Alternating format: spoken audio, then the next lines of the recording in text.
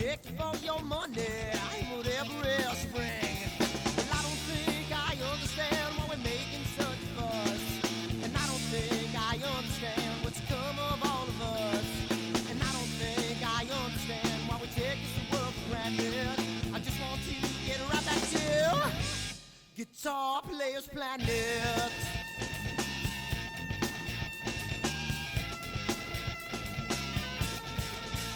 Take me.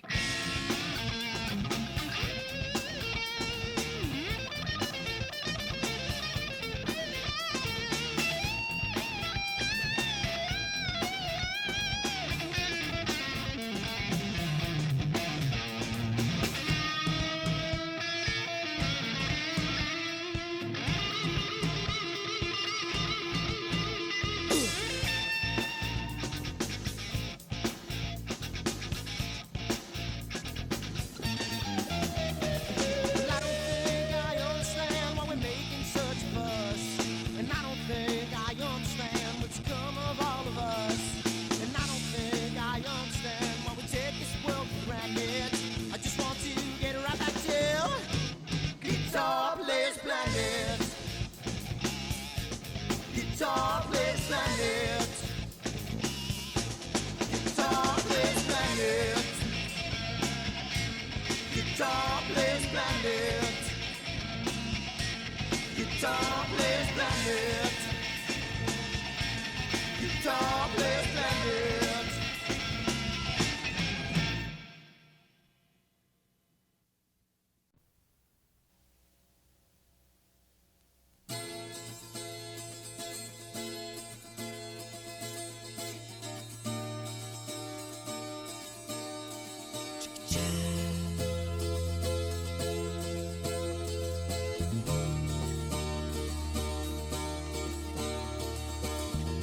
Sunny skies, the smell of palm tree air. Looking back, I could never feel fair. The way the music has touched my soul, the way that the South holds its control. But I've got a new way to choose. I'm gonna start running back to the land of new.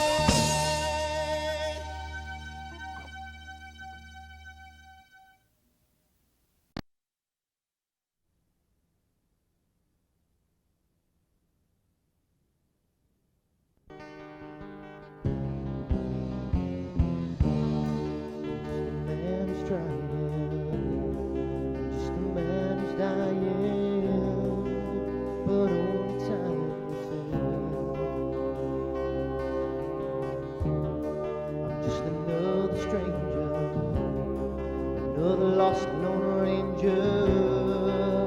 Can I break this spell?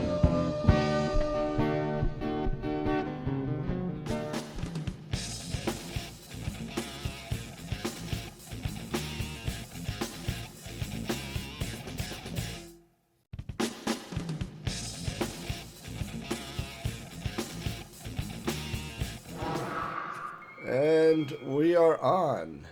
Nice. How's it going, everybody? Hey. AstroWorld TV on, and we got a special guest tonight. Eric has been with us for the past. I don't know. I think we may as well just. I think we may as well just throw out the olive branch and say, why don't you just become a regular? So, Yeah, right. So we may as well do that because I know Tim has been a little bit under the weather the past couple of weeks, and and you're definitely you got the. You know what you're talking about, so that's a good thing. So I try.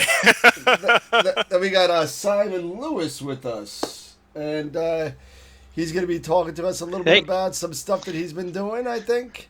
Right now, you can fire away. I didn't have an agenda or any kind of points, but no, there's no agenda at all. We got. Mark already on. Dan Janisik's on. Mark said, "Did you do any imaging the other night?" And that's what we got. So I didn't even share this to Facebook yet. I'm sorry, guys. Hold on a second. Whoa, I'm like slow behind the take. I was so like wrapped up in the pregame show. It's too busy eating your. Oh, okay. Too busy eating your mac and cheese. There it is. So as I dropped high quality dining. I'm telling you. Yeah. Up to the keyboard. Yeah. Yeah. My cruddy keyboard. So you need one with a rubber cover. Did you get any imaging? Clean. Did you have a chance to get any imaging done, Dan? Anything yourself? I have not. I have been working on that wonderful Valentine's Day present that's like 3 months late. For my wife, I've been working on the Heart Nebula and a couple of quotes, and so I'm getting it put on metal for her, and I'm sending that out. That's finally done. That took about I think 26 hours of integration I got on that. So I think I think that's more than enough. Yeah, so just give me one more second. Let me just share this out because this wasn't shared out. So. Yeah, so the adventure continues with my wonderful CGX mount. Oh yeah, how's that going? Actually, Sunday, I think it was Sunday. Yeah, I set it up. I called up tech support. They gave me some instructions. So I was actually fiddling around with it, and I got it to guide. So it looks like it's working. The RA axis is acting like it's supposed to.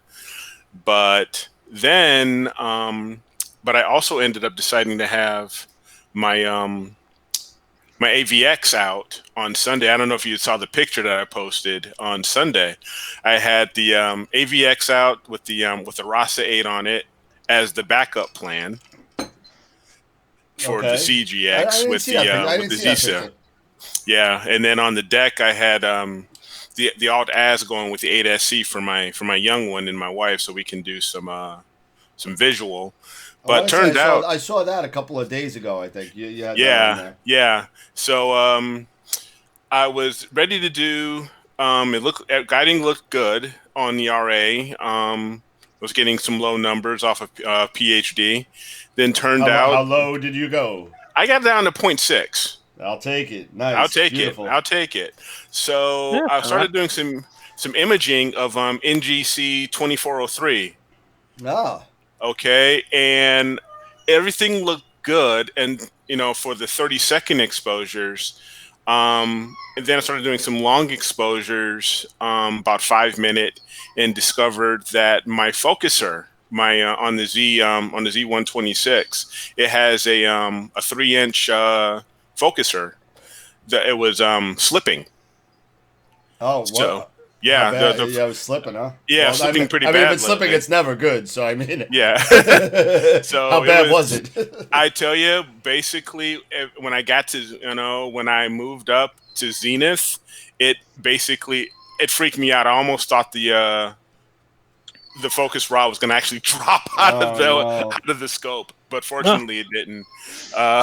So I had to take that down, and it got to the point where I didn't even get a chance to image with the RASA. So, but I figured it out, so it's all fixed now. So now I hopefully will have some sort of a clear night tomorrow night, and I'll give it another shot. So we'll see how it goes. All right. But yeah, it's not one thing, it's another. It's craziness. But yeah, it's never a dull moment in the adventures of Eric and his CGX. No, yeah, it's been one thing after another, after another, after another with that thing, and Yeah. I'm telling you, Yeah, we've been through that here, and friend's been through it with his as well, and neither of us own CGXs anymore. Yeah, Yeah. as a matter of fact, because I was telling Tim and Dan this, I actually I live in Illinois, and I live in a town, Belvedere, which is right next to town McChesney Park, where astrophysics is located. So I'm going. Wow. Yeah. So You're going to visit the sweetie store, aren't you? You're yeah, going for the I candy store think I visit. am. Yeah, I think I am. I'm, see if I can get on that list for the Mach 2 or something, or the 1100 GTO. We'll see how it goes. There you go. That's the way to do it. Now you're talking. Exactly. Now you're talking. We can skip the shipping. I can just go by and pick it up. Man, I feel like a bum with my Atlas CGX, my Atlas EQG. You should leave your credit card at home when you go there, because that might not end well. It won't. It absolutely won't. The wife will be, so what do we get this time? Oh no! I got this nice no. big box. Yes. And I won't be able to use it for about 2 months because there'll be nothing but clouds now that I brought it home. Oh my God, man! Free with every purchase. You should know that. Yeah, that's pretty much it. Free in every box. Yep, that's it. Clouds in every box. Yeah, I've been having issues with my guiding still for the past couple of weeks. Any improvement? Little bit, but I'm starting to think it's something inside. I mean, like I said last time, that the mount's coming up on 10 years old. I've never taken it apart. I've never touched the interior belts or drives or worm gear or nothing. Mm-hmm. So I think I'm actually gonna get a screwdriver and open it up. There you go. I'm not looking forward to doing, but and if that's if that's the case, then my friend wants to be the first to hypertune it himself. There you go. So I said, well, if you break it, you buy me a new EQ6R. So there it is. Break it. TJ break Connolly is on from Plattsburgh. Hey, TJ. Tyler Bowman is also on. Oh, nice. Oh yeah. Hi, Tyler. We got Terry Hartman who's on, and Steve Flanagan is back. He's been a regular. Okay. And we got, let's see, what do we got? Was the CGX put together on a Friday or Monday hangover? Yeah, I think it started on a Friday and just kept going through. and it hasn't stopped since he put it on the tripod. Yeah, it never stopped.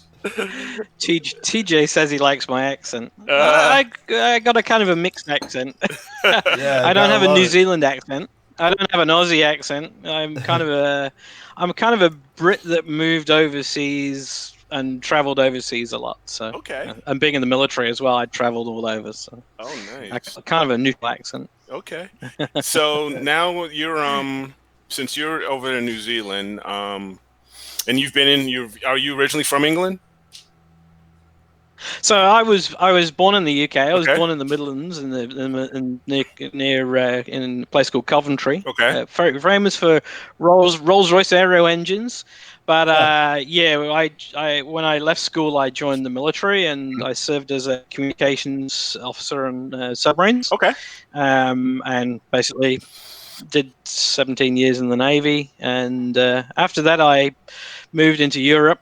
I've spent time in quite a number of different European countries, and then about 11 years, 12 years ago, I decided I'd have enough of Europe, but I wanted to travel to, go and live in another English-speaking country.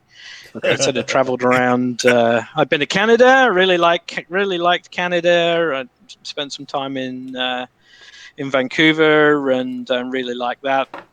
And spent some time in Australia. Nice. Traveled around Australia, and I thought, oh, you know what? I haven't been to New Zealand, so I came to New Zealand and went, wow, this is great. I really like it here. It's got seasons, which Australia doesn't have, and the skies are really great. And I thought, yeah, okay, I'm gonna get a job here, and so I basically set myself up as a small business here, but. I'm an IT consultant by trade, and got myself involved with some of the IT support contracts here, and Nice. met a really nice Kiwi girl, and basically settled here. I live in Christchurch, which is on the South Island. Okay. So we're the end to end. The islands are about 1,500 kilometers long, only a few hundred kilometers wide, very long and thin. It's the Maori name is Aotearoa, which is basically land of the long white cloud. I should have known that was a bad idea for astronomy. That's not a good So I sign live on when you're an imager. Not a good sign. Not a good sign. And I live on the East Coast, and being in this rock in the Southern Ocean has its benefits. The air is really clear. We get a lot of air coming up from Antarctica. And it's really, we've only got sort of 4.5 million people on the whole island. So the two islands here, north and the main population live in Auckland, which is on the North Island, which is 1,000 kilometers away. I've got a 10-acre block in south, about 45 minutes out of the city of Christchurch. So I live in a kind of a Portal 2 kind of place. Sometimes it varies depending on the cloud. Yeah, it's real dark sky. My nearest neighbors, I've got two neighbors. One's about 1 kilometer one way, and the other's about 600 meters the other. Neither of them have got any sort of bright lights. So Good. Wow. yeah, we got some horses, and real nice. Let me ask you this, since So it has its benefits. Yeah, let me ask you this: since you've been a world traveler and you've lived on both hemispheres, what are your favorite? What are your favorite targets? Would you say for either? I'm assuming you were imaging also, or into astronomy when you're on the northern hemisphere. Not as much as I am. Not as much as I am here. Okay. But I played around a lot. I did a lot of aurora viewing and things like this, and some planetary stuff when I lived in the northern hemisphere. Okay. And people ask me all the time on the forums, "Oh man, I wish I had your skies, and I wish I had the targets you have." Yeah. I think we need to do a kind of one of these timeshare places. People get to come and image in the south, and then we come to the north. Works for me. That works for me. Photography exchange. You guys have got some absolutely beautiful objects in the north, and I see, I look at some of these pictures online and go, man, I wish I could see that. But then people in the north go, oh, I wish I could go and, I wish I could go and do like Carina or something like this. So Yeah, exactly. I think you guys have more reflection nebula. I really love photographing nebulas. That's I'm not so much of a galaxy guy. You got the Iris nebula. I wind the guy. I wind the guys up in the Astronomy Society badly because I go, you've seen one Bud Spiral galaxy, you've seen them all, Adam Block would be like, oh, I can't believe you said that. Adam's got so. I was watching Adam's showing all his lovely galaxies. Man, he's really got some great targets. His image, but I think we got more emission nebulas down here, and we kind of get two seasons here. So right now we're heading into winter. and we're the opposite from you guys. For us right now, the Milky Way is starting to rise. We're getting to see some really lovely targets. In the early evening, we've got Antares rising. It rises in my eastern sky. Around there, of course, you've got the Lagoon, the Trifid, and the Eagle, and the Omega Nebula. And the one I was imaging over the last couple of nights, which was the Cat's Paw Nebula, which is a really lovely emission target. Yeah. Did you post a now picture sort of that? of Did you post a picture of that just I recently? put it on the ZWO page. Yeah, I did. Sorry? I saw it. Yeah, it's pretty cool. It's actually I've never seen it before. I was like, it's a cool pic. Yeah, it's a really nice target. I was imaging. That's my Explore Scientific 102 mil with the 1600 of course on it, and there's the Ioptron CM60. And also imaging the Fighting Dragons of Ara, which is another really nice target here this time of the year. Okay. Again, another real nice emission target. And then, of course, you've got so right now the targets that are sort of big summer targets, like M42, the Rosette. They're all setting really, really early right now in our western skies.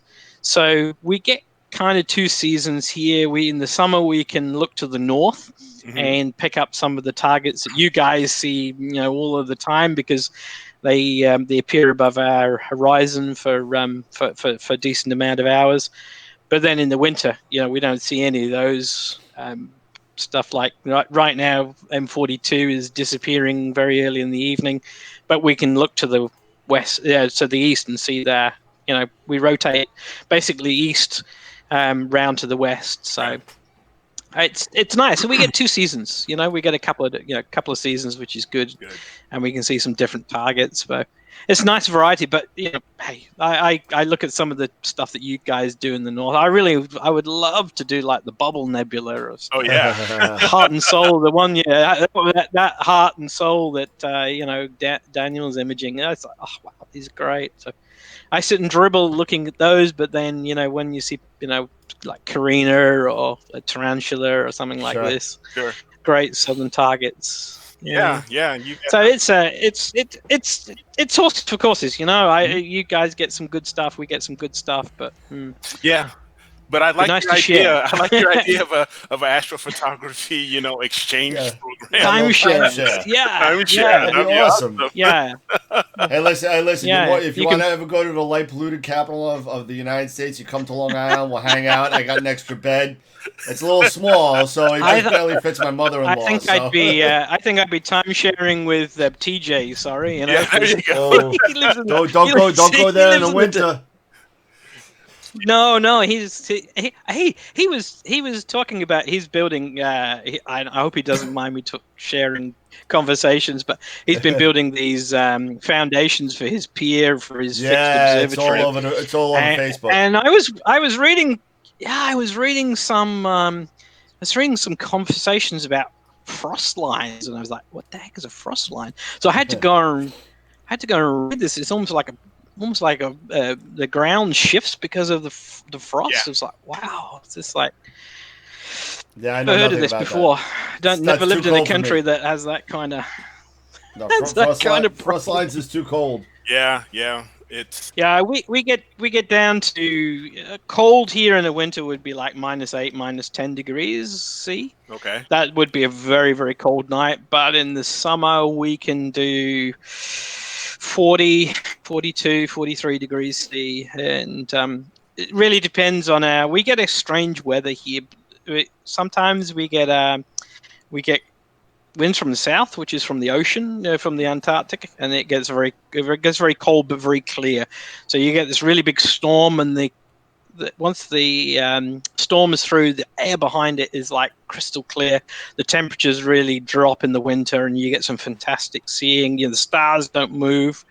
Whereas right now, today, we've got a nor'wester blowing. So the wind comes off the Tasman Ocean, which is to the west of New Zealand. Okay. It's hot. It's it comes in, picks all this moisture up off the Tasman Ocean.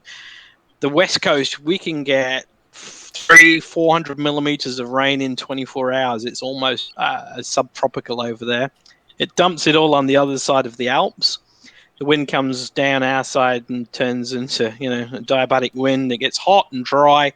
So we get really windy, very hot, dry conditions. But when you look at the stars, they're just like, twinkling like crazy because the air is just getting stirred up like mad. You're talking about guiding problems. We can have nights where you think, okay, it's really clear, it'll be really great.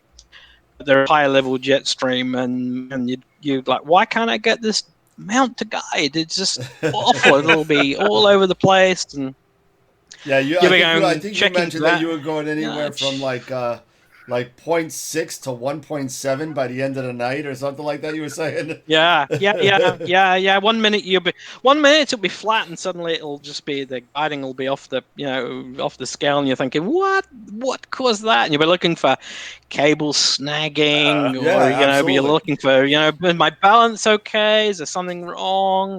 What's wrong with this mount?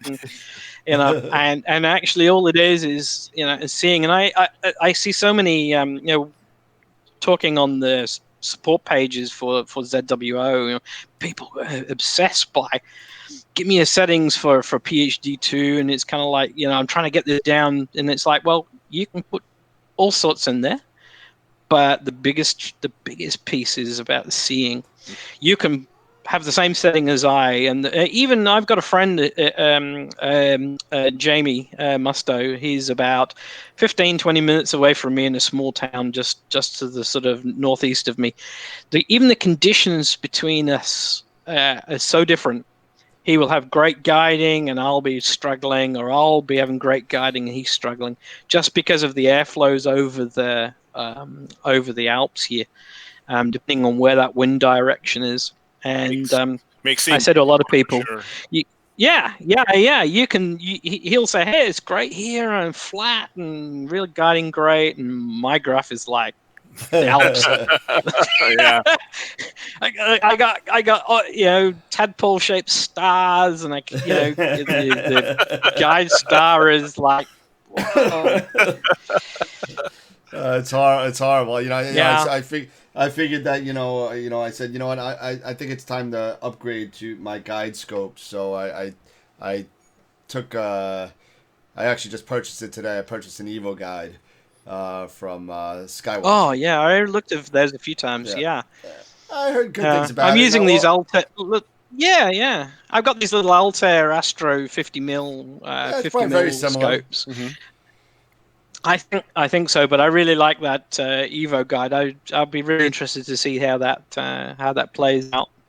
Yeah, plus I'm only imaging at 400 millimeters anyway, so I got an 80 millimeter spring. Okay. So it'll definitely double, almost double my focal length on my guide scope. So I'm hoping that'll improve a little bit better. So what have you got now? What are you using? I got the ZWO F430, the little tiny guy. 120 millimeter. Oh yeah, the small one. Yeah, the really small guy. So good.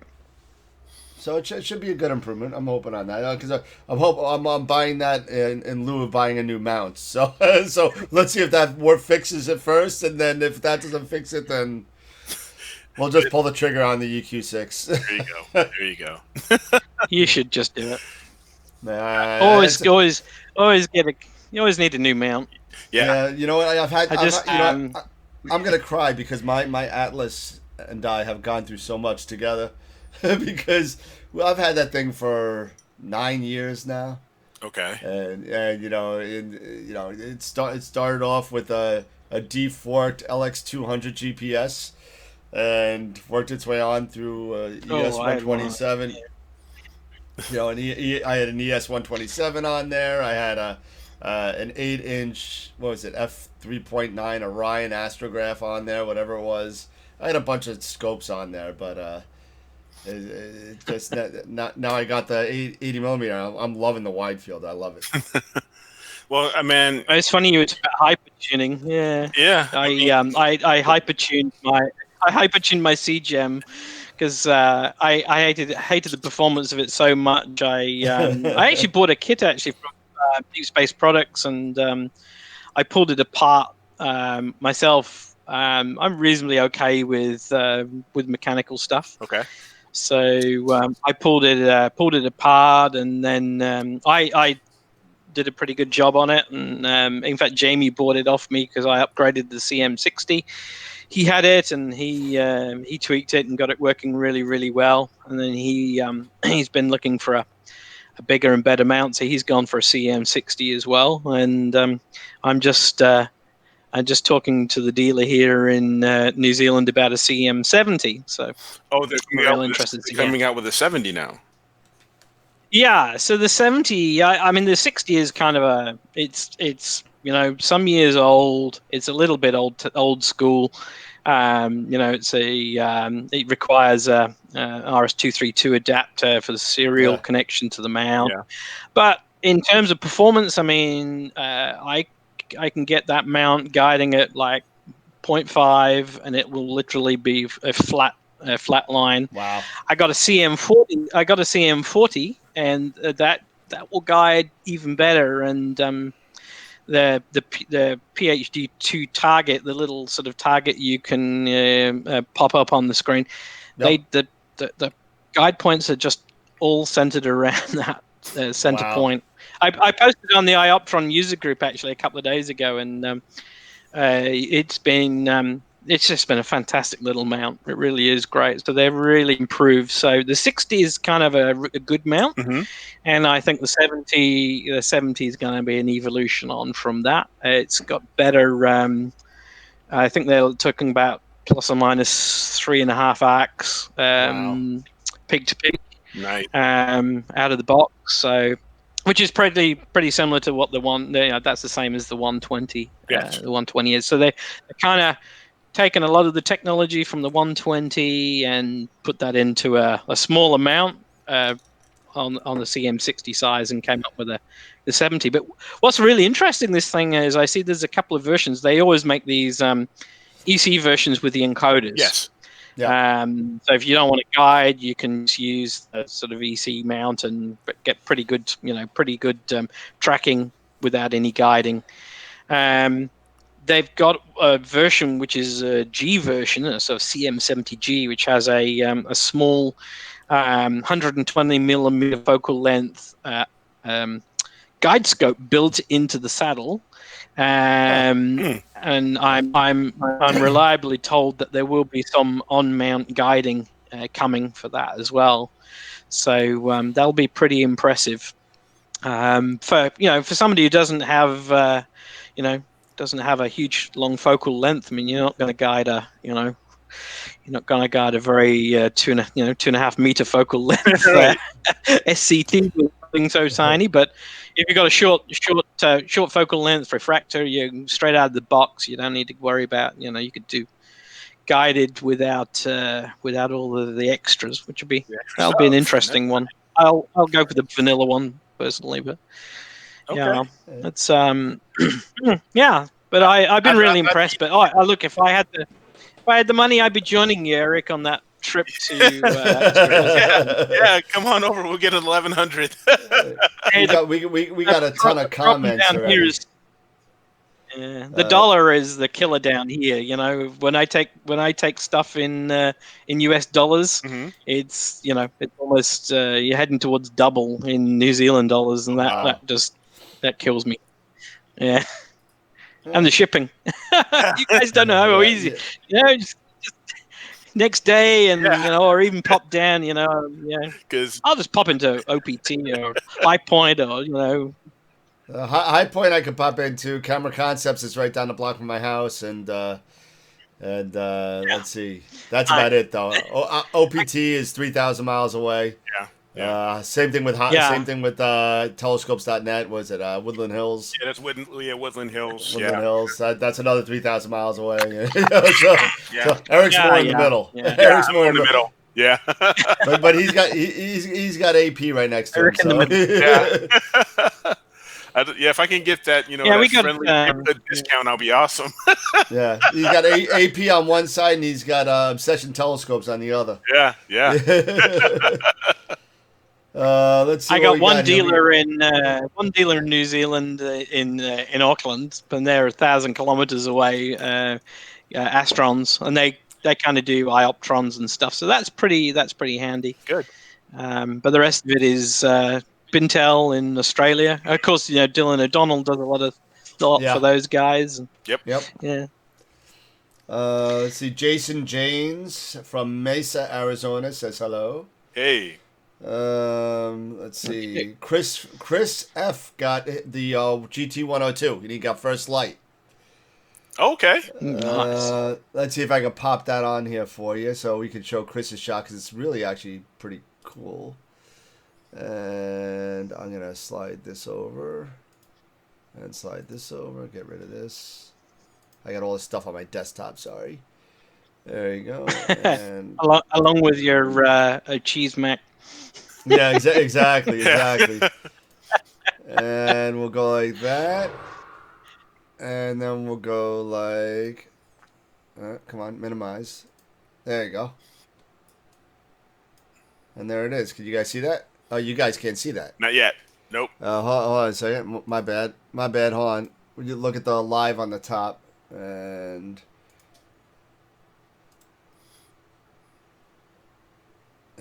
then... There you go. Oh, nice. Yeah. Well done. Yeah, so nice job with that to Chris. That's with the GT102 that he has just received. So Very nice job cool. with that.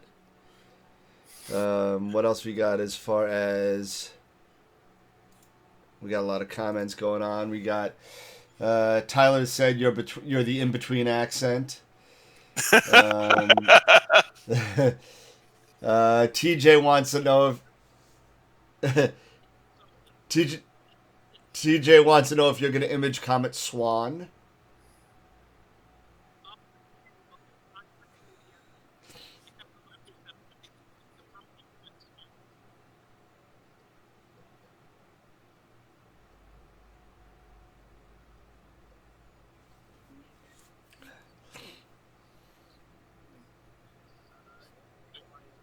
Oh, sorry.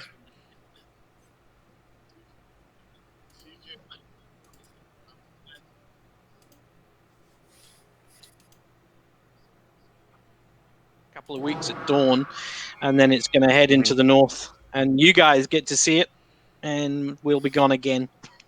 Yeah. Again. Let's see, and then TJ was talking about the frost line.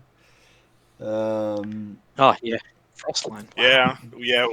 We got to dig. Usually, I don't know how far TJ's going to have to dig with him being in Platteville. He actually said 3 feet. He had to dig. I was going to say it's going to be like three and a Oh, half me feet. down. Whoa. Yes. Yeah. And Brian Finn said, "Simon, is that you?" Yes, it is Brian. Here's another guy.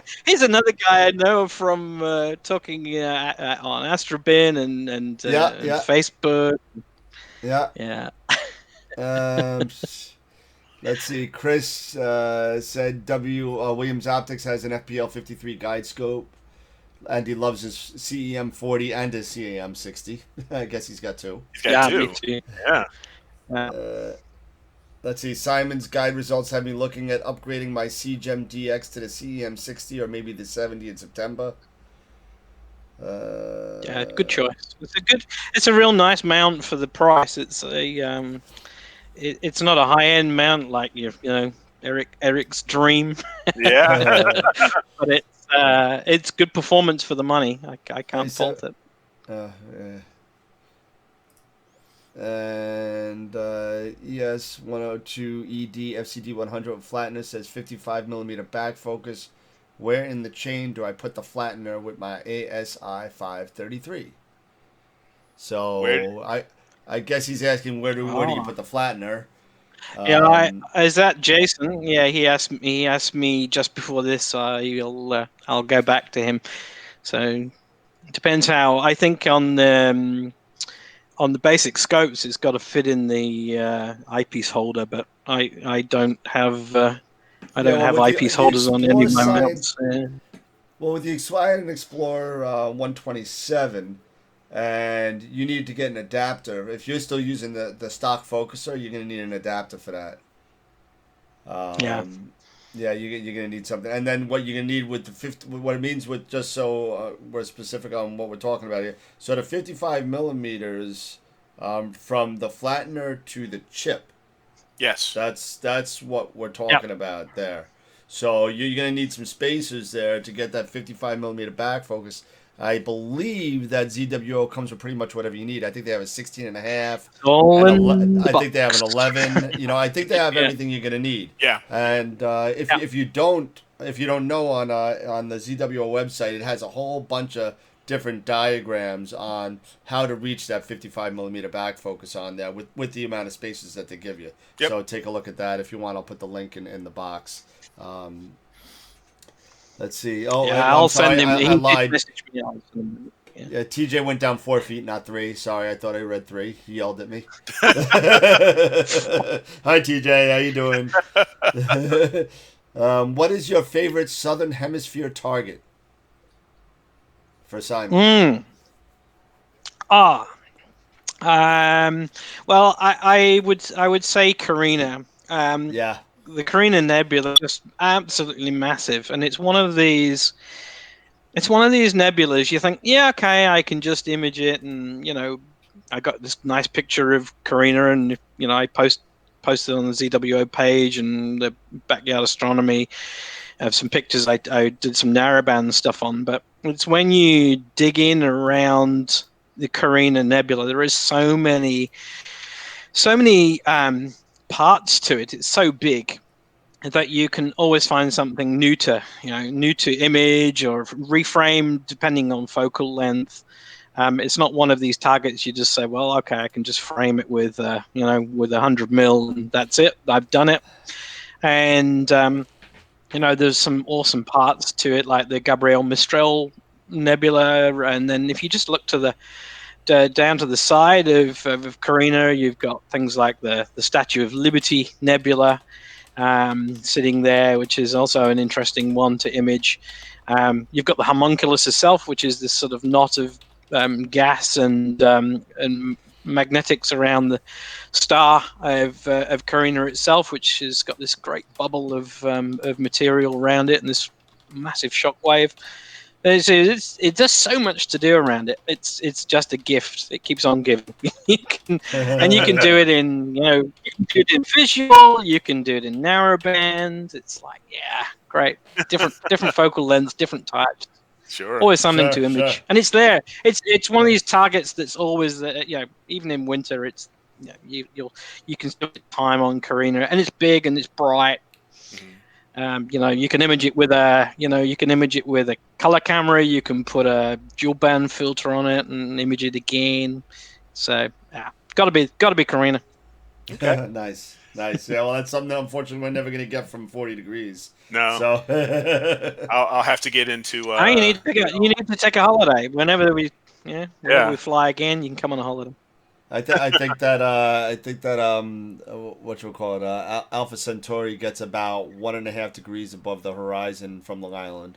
So All right. I was able to see of course, it the Southern once. Cross here is the Yeah. The Southern Cross is the thing they teach the kids. They teach the kids on from preschool because it's on our flags. It's on a symbol. It's like a fern. It's everywhere. You can see it.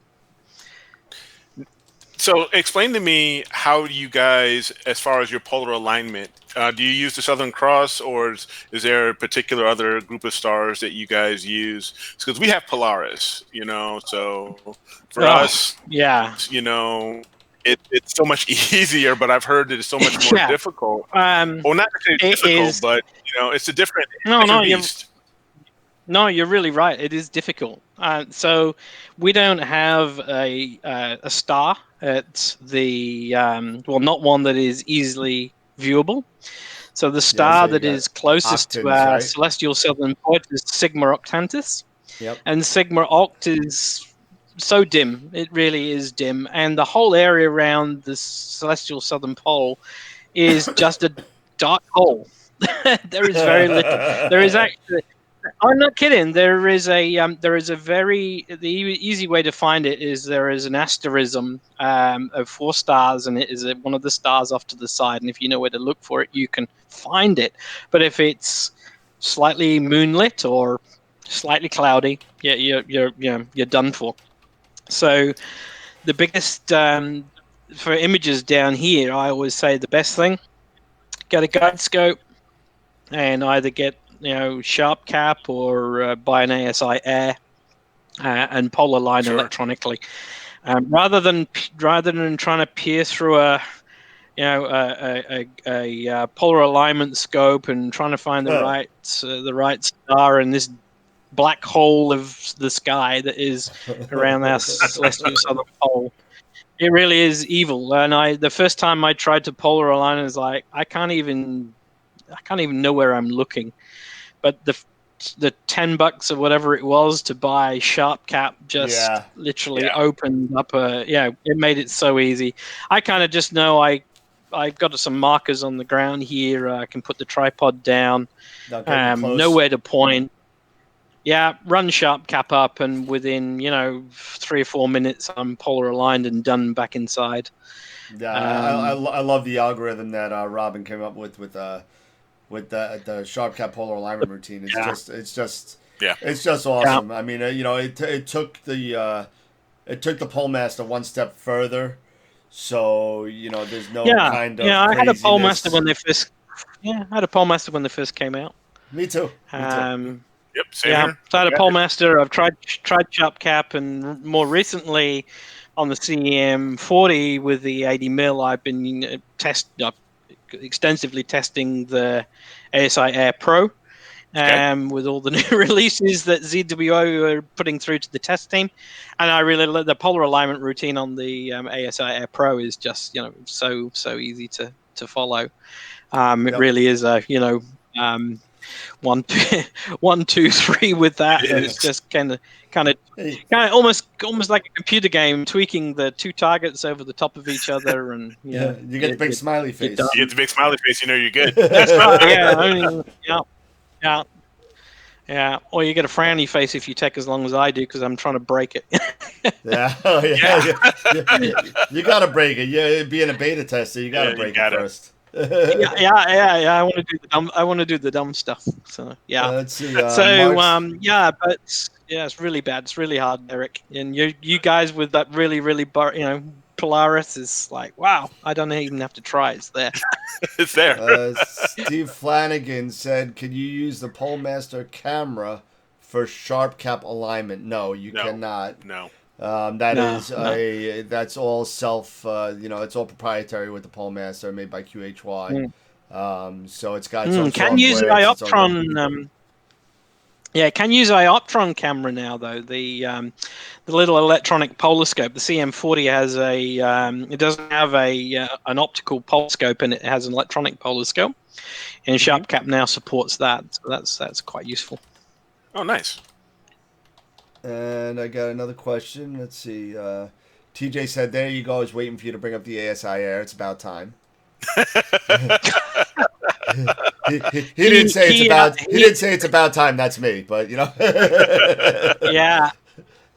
We've been living this journey with ZWO as the testers for 12, 18 months, and it's been an interesting journey, and it's you kind of think, it's really cool to get involved as a beta tester into this stuff, but it really is a huge amount of your time. And when you look at these night skies and you think, it's really great tonight and it's clear, and I should be imaging for myself, but I know I've got some testing to do. This is why I got 2 mounts now, so I can leave the 1 mount still doing my stuff, but then I can jump on the 40 and still do my testing. But it's a lot of effort. A lot of people have been asking about the ASI Air Pro manual update, and I finished translating that along with G from ZWO last week, so that will be out soon. But when you're talking 50, 60 pages of translation and trying to get this right so it looks good, it's that's I think that thing probably took me 25, 30 hours to walk through and get it Wow. right. So, Wow. yeah, it's a lot of effort. Yeah, and I know that Yeah. the testers they spend a lot of hours testing. So. Yeah. Chris wants to know: does the iPolar work in the southern hemisphere? Oh yeah, yep, It sure Should, does. right? Yep. Yep, Okay. yep, it does. Yep, yeah. Alan And, Mitchell's. and the Pro's the same, Sharp Cap's the same, Yep. Pole Master, they all Alan work. Mitchell jumped on YouTube. He's going to be our guest next week. He wants to know what he missed. Said, rewind it. Watch the last 51 minutes.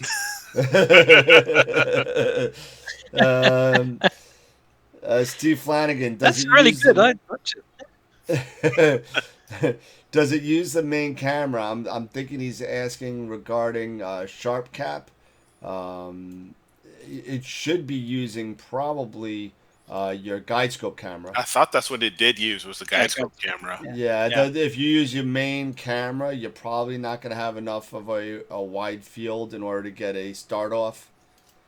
I think if you, gotta start off. if you do like, yeah. I'm sorry. What was that, Simon? Go ahead. I think if you I have seen people using their main camera if they've got a wide field imaging rig. So if they've got like a 60-70 mil and a reducer, and then I think that's fine. But it does use a certain amount of field to work on. Yeah. Now, what does the It should be a good camera. now the ASI Air Pro, does that use the main or the imaging camera? So that uses the main camera. That's what I thought. It's a slightly different approach, and that plate solves, moves them out, plate solves again, and then works out what the rotation is, and then works out where the two targets are to meet. Yep. Huh. So we have a couple of different options. Either you can use Sharp Cap, and I love Sharp Cap for $10, $10 a year or whatever it is. I mean, that's money well spent. It's for a lot of I use them all. I tried them. I tried them all. They've all got different methods and different ways. I've got the polar scope in the CM40, the CM60. I don't have a electronic polar scope in there. I've got the guide cam, so I use that. And then if I'm testing the air, I use the polar alignment in that too. Yep. They all work good. Chris says Sharp Cap uses almost any camera. You must get the paid version, a few bucks a year. Oh yeah. Get. I think it's £10, whatever that may be. It's 14 American, pounds. 15 American. Yeah. But unfortunately, it doesn't use almost any camera. It's specific. I cannot use it. I can't use Sharp Cap other than the polar alignment routine. I have an S-Big camera. They don't work with S-Big yet. So, unfortunately, it works with a lot of cameras. It works with ATIC. It works with QHY. It works with ASI. It works with a bunch of cameras. Sounds like you need to trade up. What's that? What was that? Sounds like you need a trade up. Trade up. And so when I bought my S-Big, and I said this a couple of shows ago, I bought my S-Big. I said, I bought an S-Big. I always wanted an S-Big. But it was the cheapest S-Big that I could have gotten. And whatever it was, $2,300, whatever it was for the camera. And he's like, oh, so basically what you're telling me is you got the cheapest Porsche on the lot. Hey, So still Porsche. I was like, you still got a point. I said, yeah, well, you put it that way, I guess you're right. So I mean, I love my CCD camera. It's nice, it's clean, it's got the 8300 KF chip in it. I love it. So far so good. I've had it for about 4 years now, and I don't know what gain or offset even means. So gain is automatically set on the CCDs for the most part. It's unchangeable, and offset couldn't even tell you. I think we need to educate you. Yeah. Well. I'm slowly but surely getting there. This is my first CMOS camera. Yep. And this is a QHY 163. So we'll see. I guess I'll learn offset and gain soon. So When are you gonna finally take that thing out for a spin? I don't know. It's been collecting dust for about 6 weeks over here. I've been dealing with so many other issues. It's like a paperweight right now. I mean, it's $1,000 paperweight.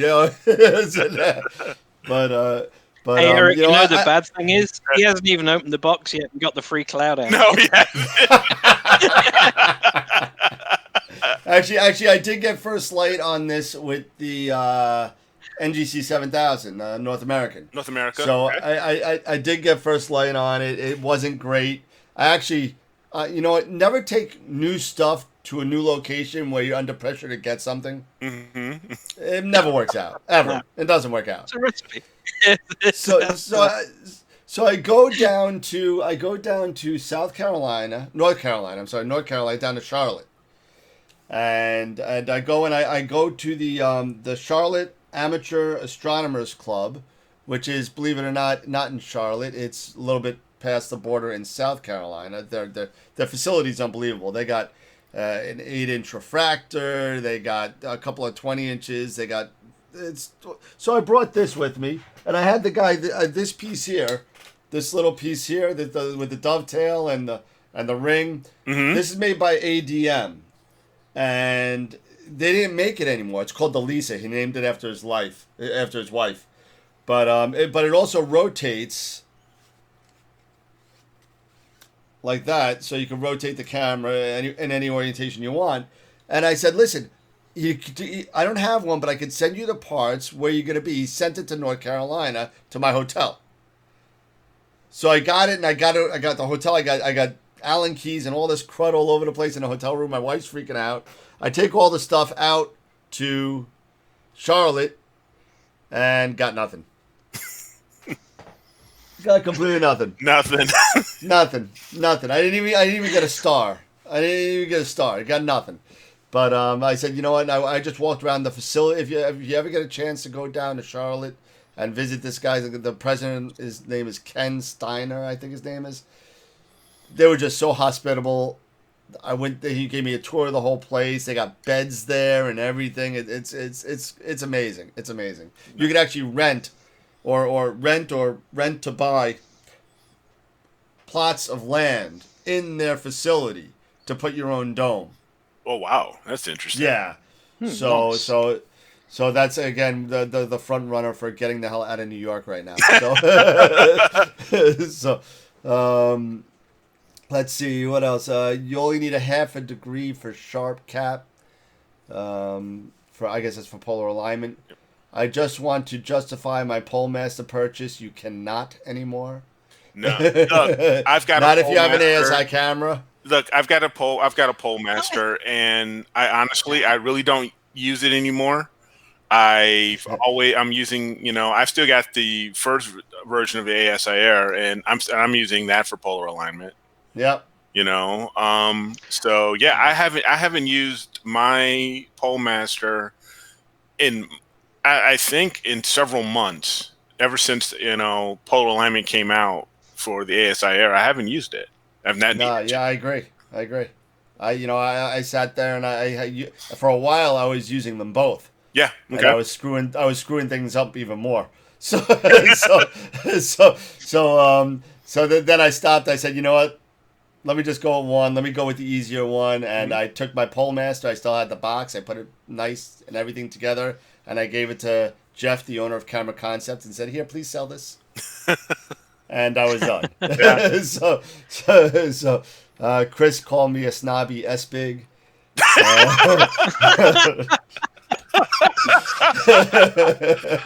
Oh man, he's one of those push drivers, Eric. So, what are you gonna do? It's a status symbol. It's like Calvin Klein's was in the 80s. Dan is looking at the FLIs. Can a CEM 40 handle a RASA 8? Oh yes, big time. Yeah. Yeah, a RASA is only 17, 18 pounds. It's 17 pounds, yeah. Yeah, and so, and with the cool thing, because I was really debating between the CGX and a CEM, either a 40 or a 60. And I ended up going with the CGX, and I'll be honest. I wish I got the 60. I wish I would have got the 60. I really, really do. But well, I gotta tell you, my friend Ben, who moved out to Vegas or somewhere in the area, he's got a CGX, and he says nothing but good things about it. So Yeah, it's either or. It's either you got. I think you got a lemon somewhere. Yeah, it's either you got either or. But the one thing Yeah, that I think do you're like right. about I think if you get a good one, it's great. Yeah. Yep. yeah, if you get a good one, it's great. If not, then you're just SOL. But it's just one of those things where I was really impressed. I was looking at a few videos from Neath when they were actually demoing the CEM40 before it really hit the streets, and I really had no idea about this center balanced mount. I really didn't really understand it because everybody's so used to these German equatorial mounts. Yeah. And but I've heard that they're fantastic, and they're so light. The heads are so much lighter than with compared to a traditional gem. So yeah, if I don't get if the wife won't let me go over to McChesney and get the mock. Didn't you just pull the trigger on the 533? I did. Yeah, I think you're done till Christmas at least. So. I think I am. I think I'm done. But she was. You got to put the chips back into the pot again. Now you got to start building them up. I do. Because she was going to be nice and let me get an inexpensive RC6 or an RC8. For Galaxy. We were talking about that, yeah. Yeah, because those aren't, those GSO RC6s and RC8s. They're not that expensive. Even the Aptron, Photron, they're not that bad. So we'll see. But yeah, I think I've blown my allotment for this summer. Yeah, probably. Mark Ellis wants to know: would GWO allow the change of offset without disconnecting the camera and going into the driver? They seem to disable this change. Oh. Okay. That I know nothing about. Yeah, I have no idea. Yeah, the devs occasionally change stuff even without consulting us. Try to be nice about it.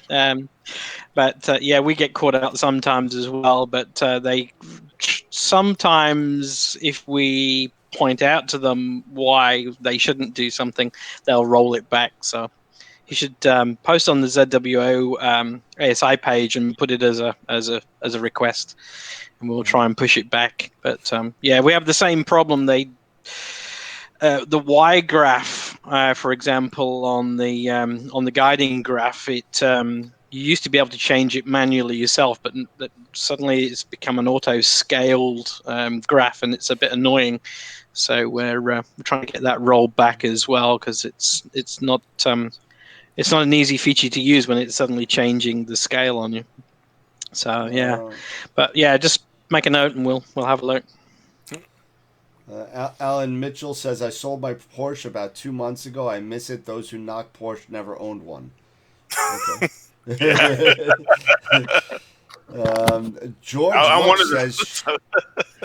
George says Sharp Cap can use the Polemaster camera. Interesting. I didn't know that. I didn't know that. Huh. I'm gonna have to. Well, I can't look at it now because recent change. Yeah, I have to try it. Yeah, because that was never like that. So I can't try it because I sold mine. So but I mean, if it could use it now, I know when I sold mine, that was not an option. To be on all fairness, I never to be total, whatever. I never tried.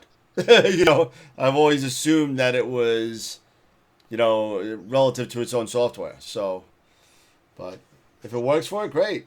Knock yourself out. Then you can use SharpCap for your Polemaster, but now you got, a $268 polar alignment camera that's using a $10 program. Yeah. So I mean, if it works, it works. Yeah. What else are you gonna use? Yeah. Right now, most of us are using what? Either like another ASI camera that costs over $250 anyway for polar aligning anyway. So. Yeah. True. Bill says exactly my thinking. Looking at the CGX or CEM, I have a RASA and a C8. Okay. Yeah. Yeah. That'll work out. Yeah. For me, this is just me because I am a CGX owner. Yeah. Get the CEM. CCM.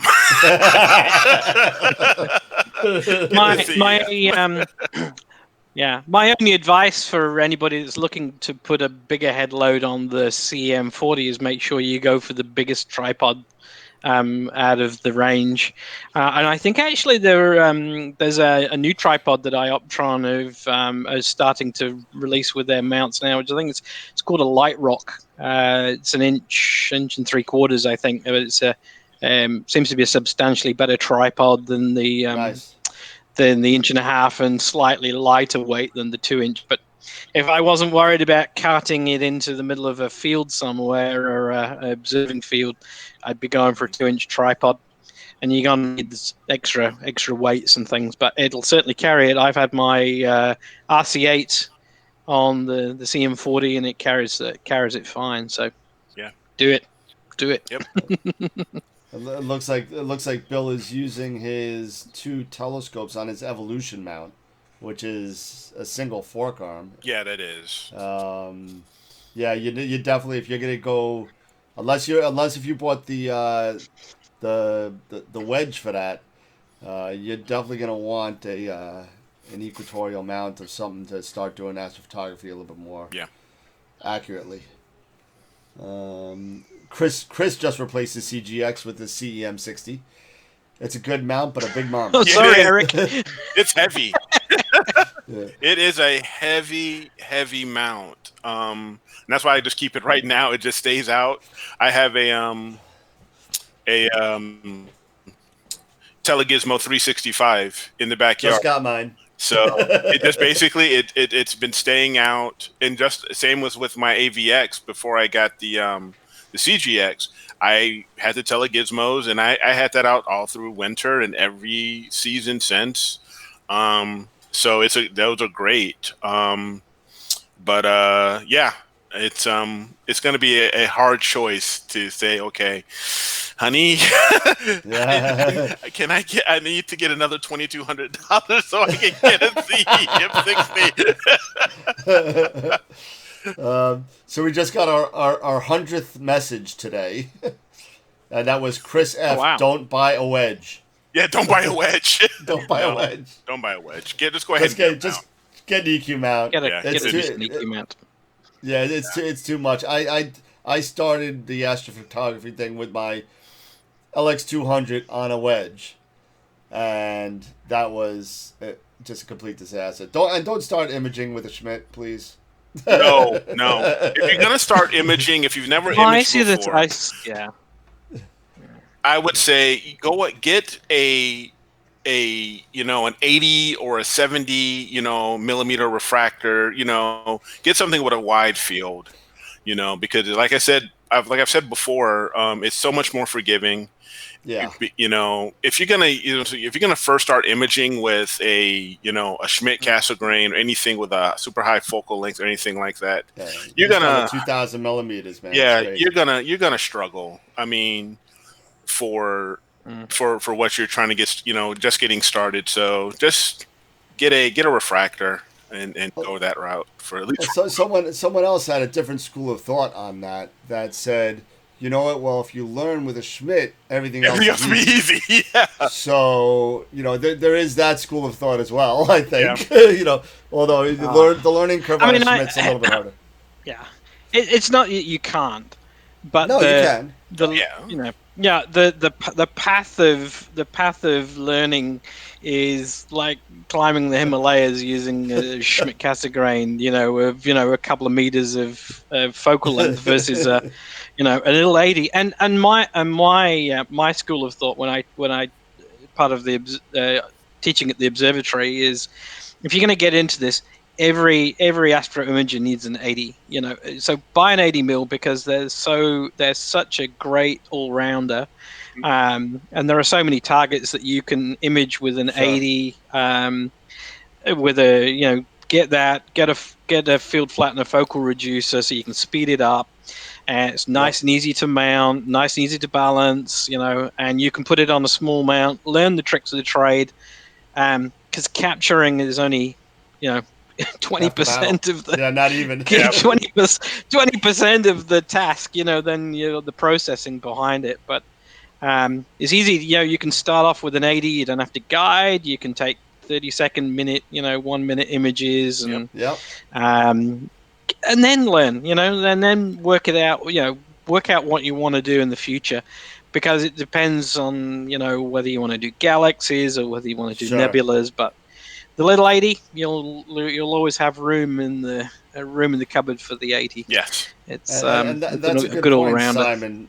As far as targets versus what scope do you need to or want to get, because a lot of people don't think, well, I'm going to get the scope, but I want to image this, and but people don't realize once they get that 8-inch scope, you're not going to fit unless if you use something that brings that in that focal length. At native, you're not going to fit the whole Andromeda Galaxy on there. No, you're not going to fit the Rosette Nebula on there. You're not going to fit the Heart Nebula. You're not going to fit those big targets unless you bring that relative focal length down by way of a reducer or a hyperstar or something like that, where you're going down to or getting a Rasa at an 8-inch and 400 millimeters. Yeah, Yeah, But, and the thing about the 80 is it's so simple. There's no real challenge around collimation. Correct. It's easy to focus. It's easy to mount the camera. It'll do a DSLR, or then you can move on to a cooled camera later on. I look at these Razas and people. I see newcomers buying these Razas and thinking, "Wow, that's a big bite of pie." To grab a 8 or 11-inch Rasa as a first scope.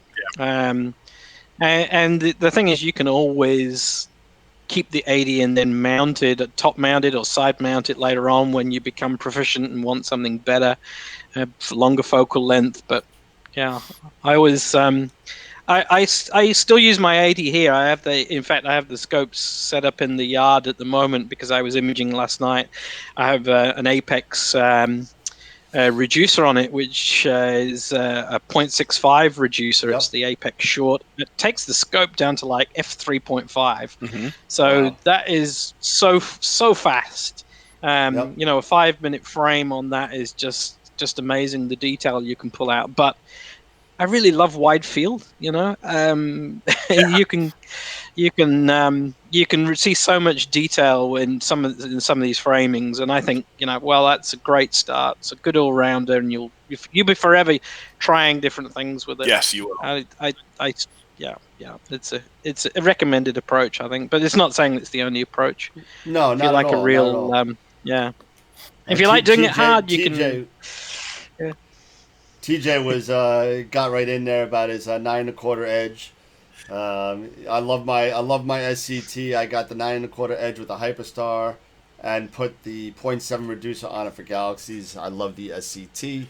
Yeah, George that's a great thing. I mean, when you're with TJ, I mean, he's got the experience, with that edge 9 1/4. And he's got that Hyperstar and the reducer, so he's got basically 3 scopes in out of 1 tube. Yeah, pretty much. Yeah. So for him, it's awesome. But for me, like I said, I started out with a 71 millimeter, and it worked out, and it works great for me. I still have it. It's actually sitting on top of the 126 millimeter. So that way, if I want to, I can go a little longer. I can go shorter.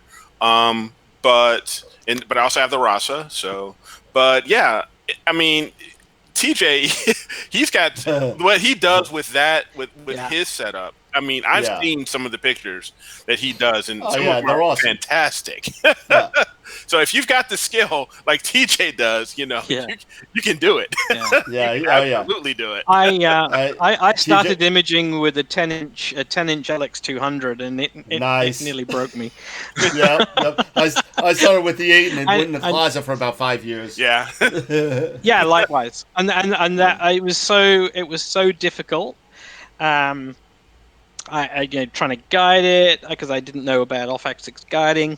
I was using a DSLR. I didn't have a cooled camera. It was a fork mount, and it didn't have every single, don't do in the book I had to go through before I realized and went, okay, this makes no sense. And I went back, I bought a CGM and I bought an 80 millimeter and started from scratch. And within a few hours, I was starting to turn in some decent images again. I was like, oh, this is the way to do it. So horrible Yeah, lesson. Don't yeah, it is. do that lesson.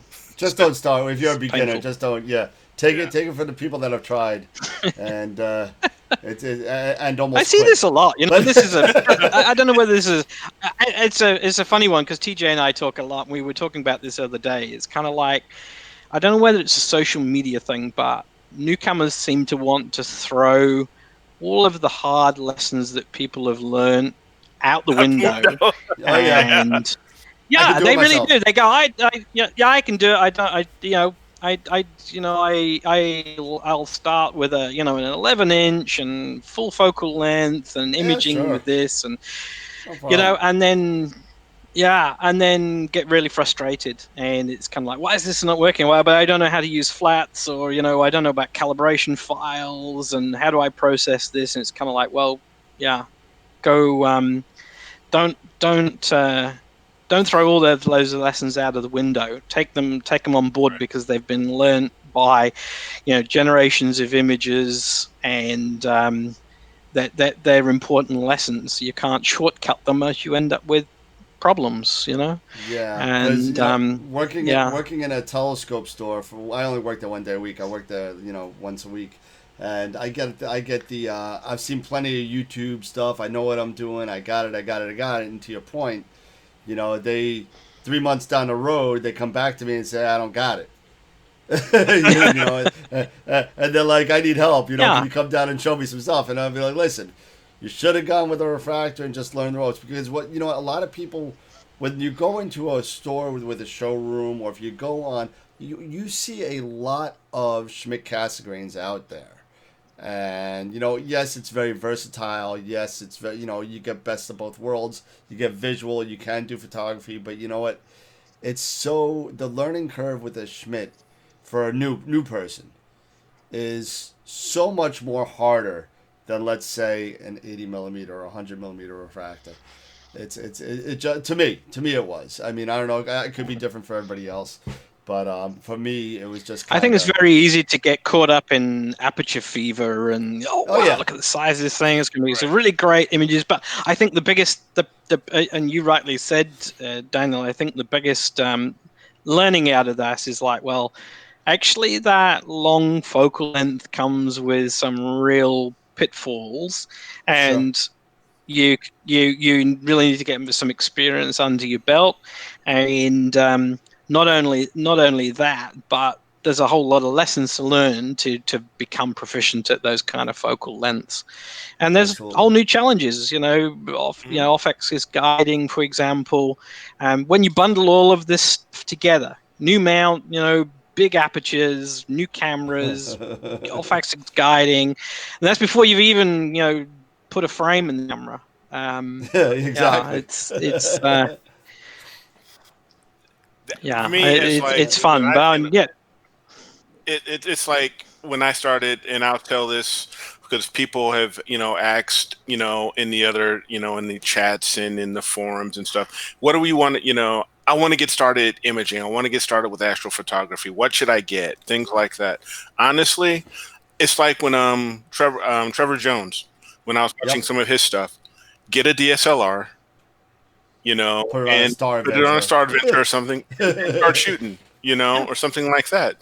yeah, Or like what I did was I had the GT71 and I had my Canon and I just hooked it up, within I went that route. That's how I got started.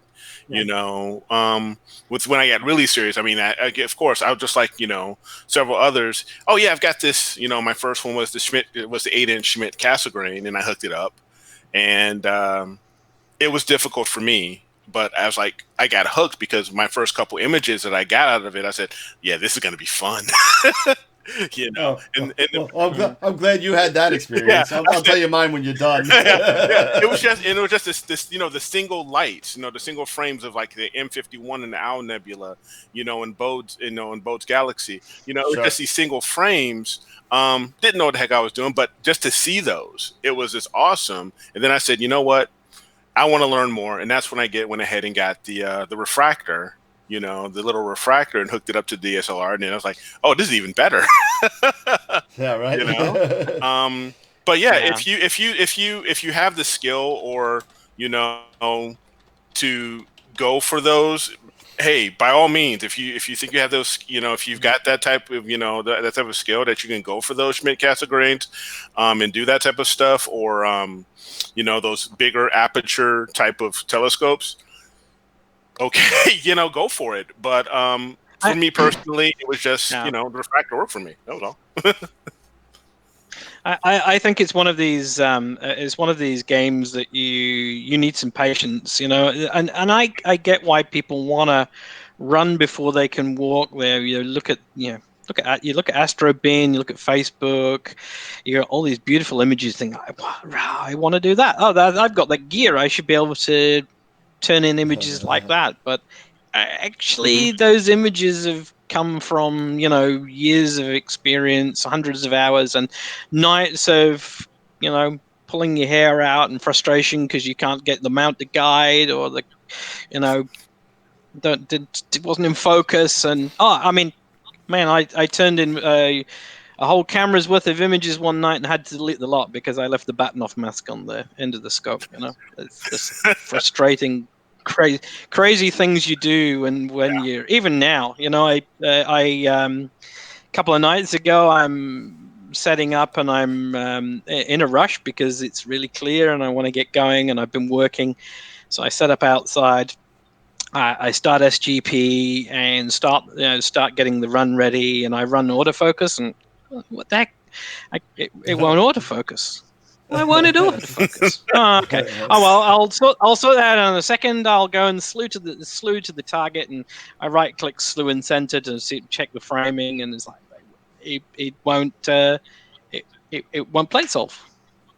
What the heck's going on? Suddenly, I realize I've left the cap on the on the 102 mil. I hadn't taken it off. Nice. But after, yeah, Nice. it's like real stupid stuff. Even now, you get that kind of, and then you get nights where everything just works, and I just go to bed. Yeah, I of run the course. Eagle on the both setups, and just Love that. it all runs and it all goes. But but then I can do the same the next night, and it's just like, no, it's just falling all over the place. Or why I haven't done anything different, or I think I didn't do anything different. Yeah, it's a hobby that you need a good dose of patience as an goodness. experienced hand. Yeah, But no as matter what it is. as a newcomer, it's frustrating. Yeah. Can be. I mean, I know I've probably told this story before. I first started when I had a C8, a Celestron C8, original one from like 19. Well, it's not original, but like 1980, early 80s, maybe mid 80s. Okay. No tracking, no nothing. All it said, it's got tracking, but you kind of plugged it in from underneath where you kind of whatever. So I also started taking photography with a 35 millimeter Minolta Maxim. So it's not like I could take the film and just drop it off at the CVS and get it developed. No, you got to drop it off and let it sit there for a week, and hopefully you got something that you can look at. So you're looking at the thing and you're getting the crank in your neck from looking through the viewfinder, trying to make sure you're focused because there's no live view. You could look at a video screen. There was no video screen. So you're looking through this little piece, trying to get focused, and I'm on the moon, something big. So I go in, I said, I take 24 shots, because that's what a roll of film was. It was 24 or 36. Go in, drop it off at the Photo Mart. Drop it off, come back a week later. I'm so psyched. I'm ready to look at this thing. And what do I see? I see something that kind of looks like this. A very out of focus white blob. And that's what I got after a week and like 4 or 5 hours behind the freaking telescope trying to get this thing in focus. And that's when I stopped until digital came out. Once digital came out, I went back into it. Yeah. It's horrible. It was horrible. 35 millimeter shooting was horrible. Horrible. I can't imagine. I cannot No, imagine. it was But dreadful. we all had to start. But you know what? We all start somewhere, and we all get Yeah. we all get our our lumps in our learning curve. We all learn. We all learn from certain schools of hard knocks. We all make Yeah. mistakes, and And we you get better at relearn some of them because, you relearn some of them. You buy, I would hate to think if I bought a Razer, for example. I mean, there's a different type of mount on the cameras, and I know that the spacings are really important on these. I'd have to learn all these, Yeah. all these lumps and bumps around a Razer, the same as if I went for a bigger Schmidt. I had an Edge 11, which I liked, but I really don't need the focal length. It's not something I'm not a. We don't have a huge amount of really good galaxies down here. To tend to focus more on nebulas, which I really like. I love narrowband imaging because we've got so many emission targets down here, and so many. It's crazy. The weather must know it's a full moon, because if it's a full moon, it's going to be great. It's going to be clear. It's going to be fantastic. It's going to be a great thing. Yeah. And I've got this great big searchlight, beaming down. So going narrowband for me was the best thing. But again, it's a great learning curve, because you've got a mono camera and filters and different type of processing. Whole new different ball game again. That's a real good thing. That's what I like about the hobby, but can be really frustrating. Sure. But if you learn those basic skills, then you can learn skills of calibration files and how to take flats and flat darks now on seamless cameras. You just then reapply those lessons you've already learned to that. So Let's see. Bill well, Powell put a whole big thing up here. Bill is up. I was visual for decades. Eventually, I picked up an Ultima 2000 some years back. And as the mount wore out at my eyes, I picked up an Evolution mount with StarSense, put the Ultima 8 on there. Then a 133 to learn EAA. Been hooked on EAA. Thought about adding a Hyperstar for speed. Learned about the Rasa 8 and went for it. Love the setup. It's fast. Now thinking of an additional mount for more serious imaging. I've also picked up a 533 and a 224. Okay, nice. So wow. Bill actually was on. I haven't done it in a while, but I do when I'm home and I'm imaging. I actually live stream the imaging session for whatever reason. Well, I don't think anyone's watching me. I just do it anyway. But I'll sit there and he actually showed me how to do the monitor folder on SharpCap for live stacking on the fly with SGP. So you're downloading the SGP files to a folder. SharpCap's looking at that folder, and it's live stacking whatever's in that folder. All right, yeah, that's a good idea. Yeah, so you get. I mean, it's not perfect, but you get a good idea of what you're getting. So, that's one of the things I'm waiting for to try when I get the ASAR Pro. I can't wait to get the ASAR Pro because that's one of the big features. It's the live stacking. Yeah. Yeah. It works really, really well. There's been quite a few updates to that. Obviously you can now use calibration files on it as well, which is real fun. And where I'm using the ASI Air is that we have that outside at our observatory. I'm the vice president of the Canterbury Astronomical Society, and we do a lot of open nights. So the idea is set that the CM40, the society's got a CM40. We set that up outside with a small refractor and the camera. That is connected to our network at the observatory, and then inside where our visitors are coming in and out, Chromecast that to the big screen.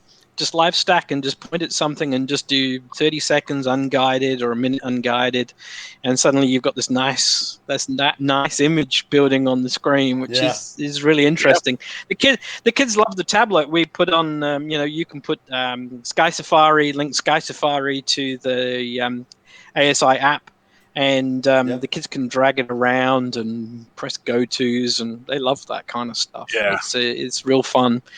Yeah, That's awesome. It's really good. But the live stacking, you're right, Eric, is real fun, quick. If you don't want to spend hours, all night taking images and then days after processing, the live stack can be fun to see instant results. Yeah, sure. Yeah, it's about the instant gratification. Yeah. That's what a lot of people want. You want that instant gratification. Now, when it comes to live, it's good. If you're showing off to family or friends, you don't want to do it for hours. Yeah. No, it's really good for outreach too. To be honest with you, so if you're doing outreach, and you don't want a whole bunch of people especially when we're all social distancing these days. I don't know how much outreach we're doing, but you sit there and you can say, okay, you know what, I'm gonna do a live stack. You guys could look at home now. Mm-hmm. You know what I mean? And you can just log in and watch my computer. Yeah. Yeah.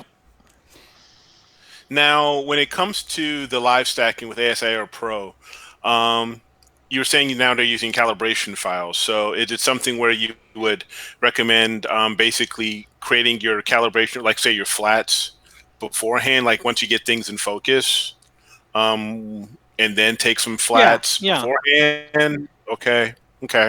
Yeah. So if you take the flats of dark and your bias frame, you can actually put them into the folder. A recent change to the Pro software was that now the images are they're tagged in folders with subfolders, so you can easily find images. So when you go into the live stack mode to set it up, you can set the exposure lengths. You can put in the file, which file are you going to use for light, dark, and bias. You can tag those. Then you can start live stacking, and it will use those calibration frames to create the image. Nice. That's nice. It's going to be awesome. Can't wait. It's going to be cool if I ever get it. It's good if the camera's got a little bit of amp glow, Yeah. I've only been waiting since Thanksgiving or something. That's the thing why I can't wait, because like with TJ, I think he has 2600, and I've got the 533 on order. I'm waiting for those, and those are the newer ones where you don't have the amp glow. Yep. So you don't. So is that something where right. when you don't have the amp glow, you don't necessarily need darks much? Is that what I'm thinking? You won't necessarily need. Well, you're going to need darks. You can get away with not having darks as much with not having the amp glow. Am I not thinking?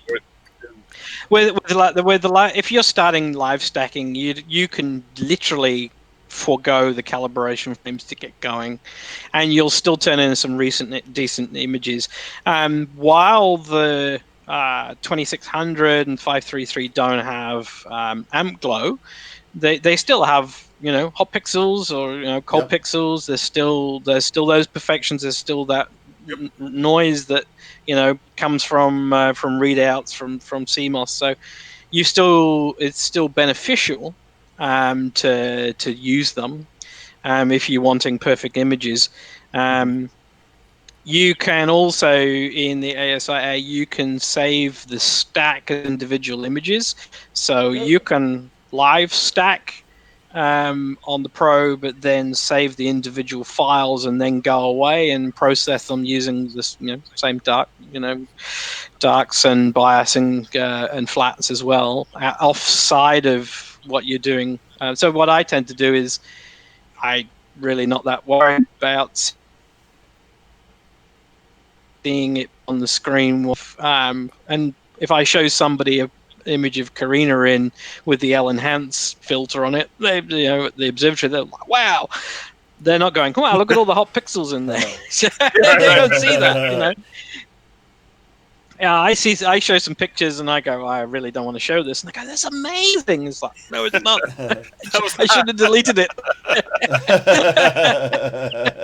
It's out of focus. The stars are all tadpoles, and it's like, oh, Yeah. don't look at it. So Some people you just don't know the can difference. you can do that and take it away. Yeah. You Yep. can then take those files and then post process it. And still get the benefit of those calibration files. Right. Now, is the tarantula bigger than the carina, or is it the other way around?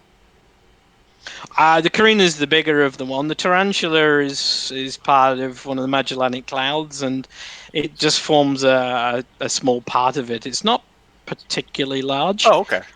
So, for example, 100 mil refractor, you can get the main body of the tarantula, and then all of this beautiful. It's an amazing area. If you image it in HA, for example, that whole area you've got this sort of absolute boiling mass of hydrogen in that star forming area, but around it is all of this little pools and wisps and bubbles of hydrogen, and you can fill a whole 100 mil frame with all of that beautiful surrounding area around it. It's Wow. it's not just that you can focus on the tarantula itself, but it's a tiny portion of a massive target. Gotcha. And you can go really wide field. You can get the whole small Magellanic Cloud around it is great. Okay. Yeah. Nice. TJ said the 2600 is a great camera. I still use darks, flats, and flat darks, or dark flats, or flat whatever. Flat darks. It's Flat still darks. flat darks and flat dark darks. flats, and it still has noise, hot pixels, and gradients. So you're still gonna need them all. Yeah. So. Yep. That's fine. Yeah. And I was quite surprised when I ran the darks because I was, I thought, it'd be interesting to see what the darks look like. Oh wow, it's a 26 megapixel camera, so there are some pixel defects in all of these sensors. Sure. But you can take them out, and I agree with TJ. I have a 2600, and we've been testing it for quite some time, and it's an absolutely stunning sensor on that camera. It's been the 071 is good, and it's a generation on from cameras like the 294. The 2600 has been spectacular. Good. The images that come off that are really great. The good thing about the 2600 and the full frame versions, the 6200s, is that they have a UV IR cut that's actually built into the sensor glass in the cover. So unlike the 533 or any sort of like the 294s, where you need to use a UV IR cut filter, that's already built in, so you don't need that extra filter, which is also handy. Nice. That's handy. That's really good. Yeah. Oh man. Let's see. I was looking at the Facebook feed. TJ said that his first scope was an Orion Newtonian, an f3.9. So his helped him. It helped immensely gain my experience, especially with collimation. With his collimation, that's one thing. Definitely. With Newtonians, Schmitz, and RCs, you're definitely going to have to collimate those guys. And so, yeah. That's one of the things. Well, I really wouldn't, like I said, my next scope will probably be some sort of an RC, so for galaxies and stuff like that. So yeah, it'll be fun. It'll be fun to try it out. Any reflector's going to need collimation.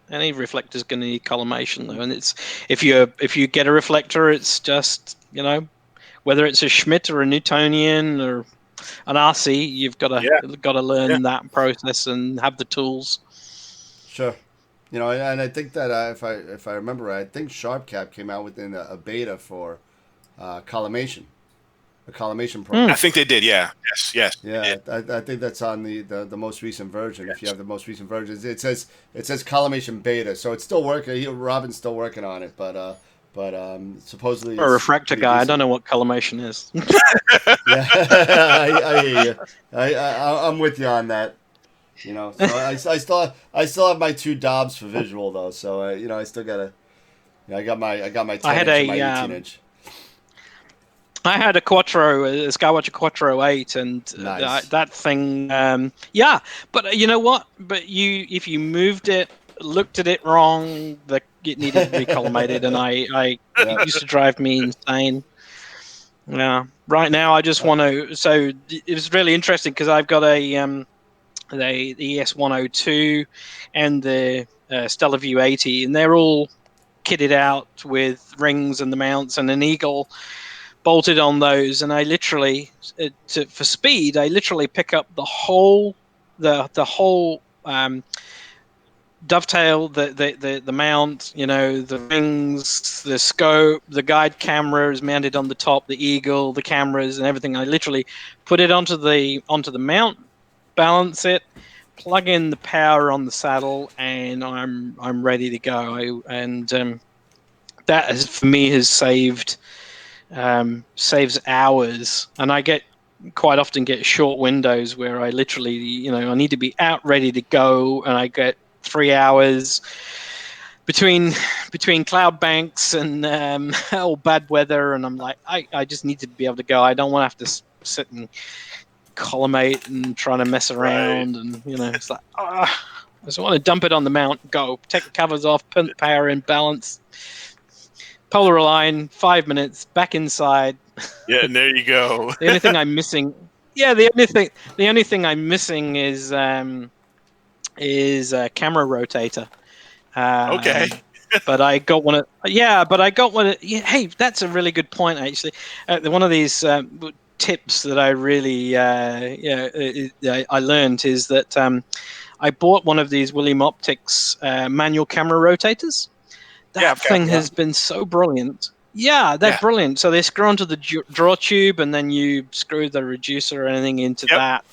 And literally, so in SGP, I run SGP. It's connected to a manual rotator. It'll plate solve, and it'll say, move the camera clockwise 21.5 degrees, and I'll literally go outside and unscrew the lock, move the camera 21.5 degrees on the little uh, calibrated scale on the side of it, Yep. lock it up, come back inside, just replate solve it, and away you go. That's Yep. it.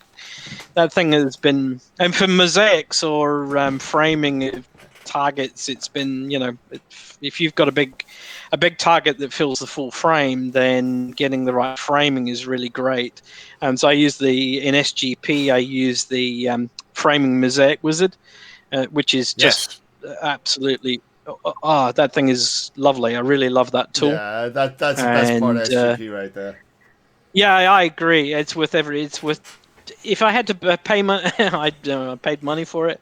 If I had to pay money for it, that would be the one feature that would be outstanding as to why I would buy it. Yeah. Yeah. Set that up. If I set the framing, and I'll spend hours. If it's raining outside or cloudy, I'll play around with different targets, and there's a real nice site called Blackwater Skies Imaging, and they've got a real nice field of view program where you Hmm. can put in the camera, the scope, any reducers, and then put in the target name, and it will actually put up the field of view over the target. So you can go, oh yeah, it's Yeah. great. I can frame that with 80, or it needs the 102, or Yep. and then I Yeah, can put that into somebody else SGP.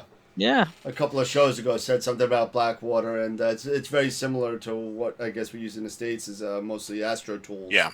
Astronomy tools. yeah, It's the same yeah, thing. It's a field of view calculator, and you can put in a yeah. scope, camera, reducer, and whatever. Although Blackwater does seem to be a lot nicer graphically. It has the actual sky map, the actual imagery Yeah, of the sky yeah. behind it, so that you can It say, has it. I like the Carina Nebula. Oh, that's I can play around with the field of view, and then I put that into the framing mosaic wizard and frame it up, create Yeah, sequence, and I'll store that sequence away.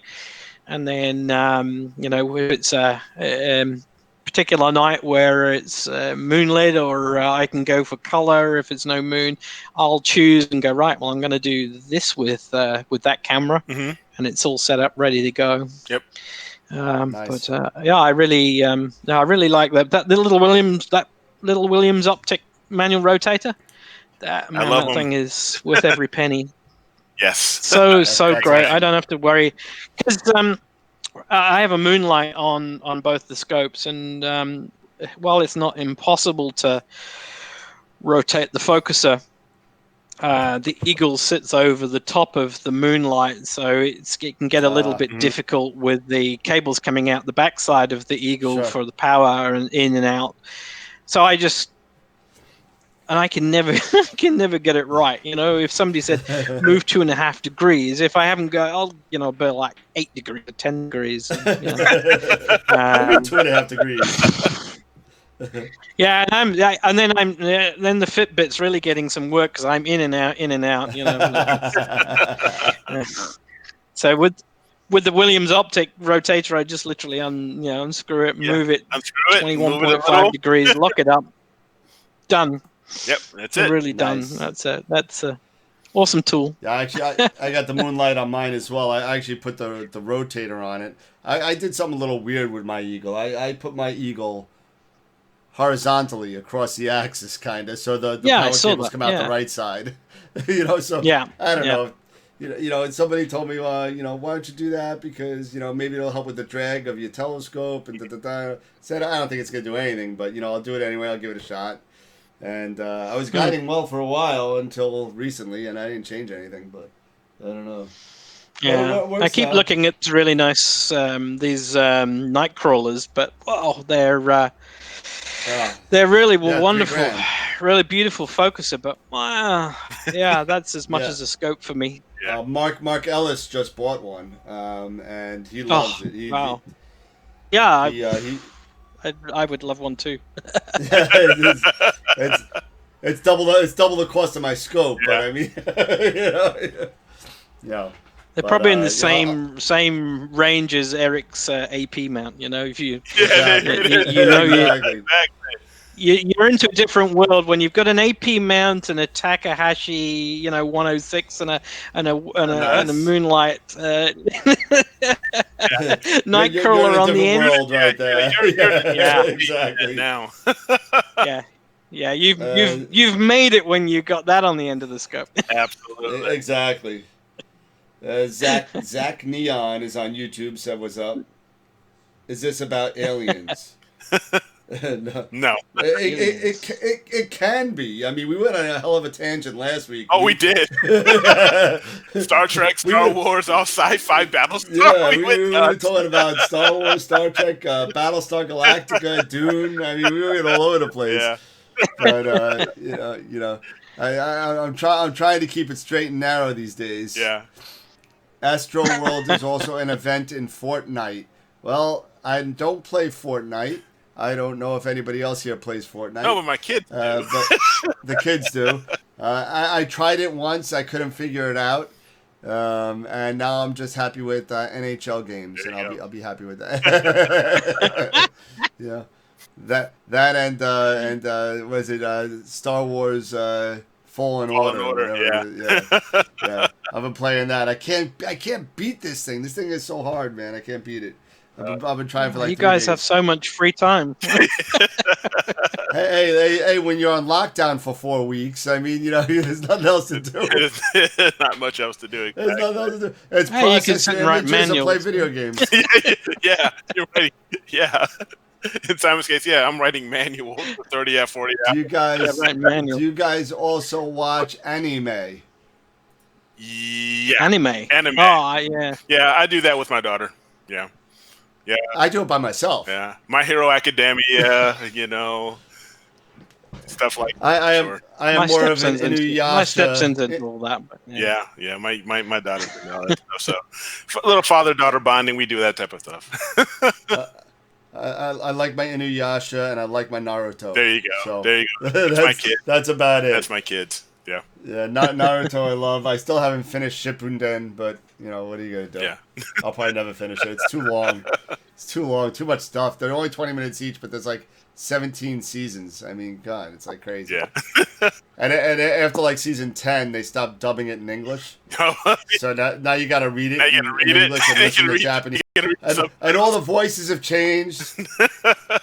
All the voices changed. You guys have lost me. Uh, You It's guys just have hard. I'm lost me. sorry. Moving on. Yeah. Moving on to telescope now let stuff. me- Sorry. now, Simon. So you are you planning on building yourself an observatory for your? Because you said you. I've got a roll-off roof. I've got a roll-off roof observatory about sort of 80% built. Okay. So Nice. I'm just So I went for a roll-off roof because I don't want the hassle of tracking a dome around.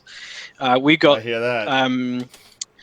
we've got a couple of scopes at the observatory at West Melton with the Canterbury Astronomical Society that have got domes, and to be honest, they're nothing but nothing but a hassle if you're trying to image with them for me. And so I've got some reasonably decent sized walls, and most of my targets, to be honest, are not low angle. In the winter, the Milky Way is directly overhead, so I can, with a roll-off roof, I can see pretty much the whole of the Milky Way for the area that I want to image. So I built a shed and a roll-off roof on it. So I just got to finish it, Okay. and then I'm going to automate it. I'm going to put a motor on it and tie it into SGP. So it would be the only thing. Nice. I got I really want this because twice in the last 2 weeks I came so close to where the weather forecast had said no rain, and we got a really bad rainstorm off the Southern Alps a couple of weeks ago, and then a couple of nights ago it was clear, and then suddenly out of nowhere we got a really big rain shower, and I had luckily packed up and put the scopes inside on both occasions. But I lay in bed about an hour after I took the scopes in and went, "Is that the wind or the rain?" I was like, "Wow, it's rain! Wow, that was really close." Wow. Really close. That is twice in 2 weeks. I nearly got caught, and I've never had that accident of having gear out in the rain. And I really don't want that with the No. Eagle and all the Yeah, cameras and no. stuff. That would No. be Yeah, that would be a that disaster. paper But Oh yeah, that would be yes. disastrous. Yes. Yeah. No. Yeah. So I I can't want to. imagine. So Yeah, I'm going to yeah. motorize the. Yeah. I'm going to motorize the roll-off roof, and but what I really really been looking at is trying to do a remote observatory somewhere, because we get a lot of cloud here on the Canterbury Plains. If the wind is from the northeast, Okay. we get this very low, 100-meter layer of thick cloud rolls off the ocean that just it's me dead. And I've lost so many nights where the wind goes northeast. Suddenly I've got this big cloud layer, and that's it. I'm stuffed for the night. Are you So, looking at your unless own ZW remote observatory, or are you looking at something more hosted? I've looked at a couple of things. Yeah, I've looked at hosted and trying to find somebody who's friendly. I've got enough gear to post somewhere, but I looked at. I was looking at a place down in Chile, but Brian, he's in the middle of setting it up down there, and it's been really interested in listening to what he's had to say about the logistics of packing up gear, getting it down there, getting it imported. And they've got a monster. He's I think it might be a plane wave. I think it's a plane wave. They sent down. Nice. He's hooked up with a friend who's got the gear. Who's got the who's got the folding stuff to send that kind of gear down there. And Brian's got a lot of the skills, but it's a logistical nightmare of sending stuff overseas. And right now, of course, I mean, I just literally I've been waiting on a new ASI 174 guide cam. And it's literally taken, 2 weeks to come from China, where previously it would take 2 days. Yeah, well, So shipping, I'll tell you, you know, yeah, we shipping stuff down there is going to be hard. at the telescope store, I'll tell you this: we've been waiting on a ZWO shipment that we ordered on April 6th. Yeah, yeah. And so it's been almost a month, and it's literally, and we just got an email today saying it's still in China at the airport. So Yeah. it hasn't My left my China my yet. ASI, yeah, my 174 spent like 10 days between Shanghai, and then In customs, yeah. Shanghai. It went from Shanghai to Japan, and then back to Shanghai, and it's a real mess right now. Yeah. I'm Yeah, wanting it's to crazy. buy an Esprit 100, and there's a lot of the dealers are out of stock because Yeah. the stock's not getting round, but also then the logistics of getting such a big box. Getting a big box to here, where it's taken that long for just a guide camera. I'd hate to think how much a big box on a Spree 100 would take, which is Oh yeah. Yeah. yeah. I'm hoping it's improving. We're coming out of lockdown as of Tuesday. We're emerging from 5 weeks of lockdown, so Yeah, what was that? I saw hopefully a picture the about post New is picking up. Zealand. I saw a picture about New Zealand. Something about a burger place over there that everybody was lining around the corner today or yesterday. Some burger place. Well, They were like. I mean, it was like I mob. don't This place. I don't want to name drop Daniel, but one of the big problems was Macca's, McDonald's. They had my local one. They had the car park was full of cars, and then it went down the road onto one of the state highways. It's like 5 weeks, and people just want fast food because, unlike the states, all our fast food places were closed. For 5 weeks, so no coffees, no Yeah. pizzas, burgers. I have to tell you, there was a great video of a small girl being told by a mum that all these places were, and she was just have to have mummy's cooking, and she was like, it's like disaster. It's like my puppies died. I got to do a mummy's cooking for them. But they literally, all these fast food places in the last days since Tuesday, so midnight, Monday night, first thing Tuesday morning, 6:30 a.m. already they're queuing up down the road trying to get their breakfast burgers and coffees and.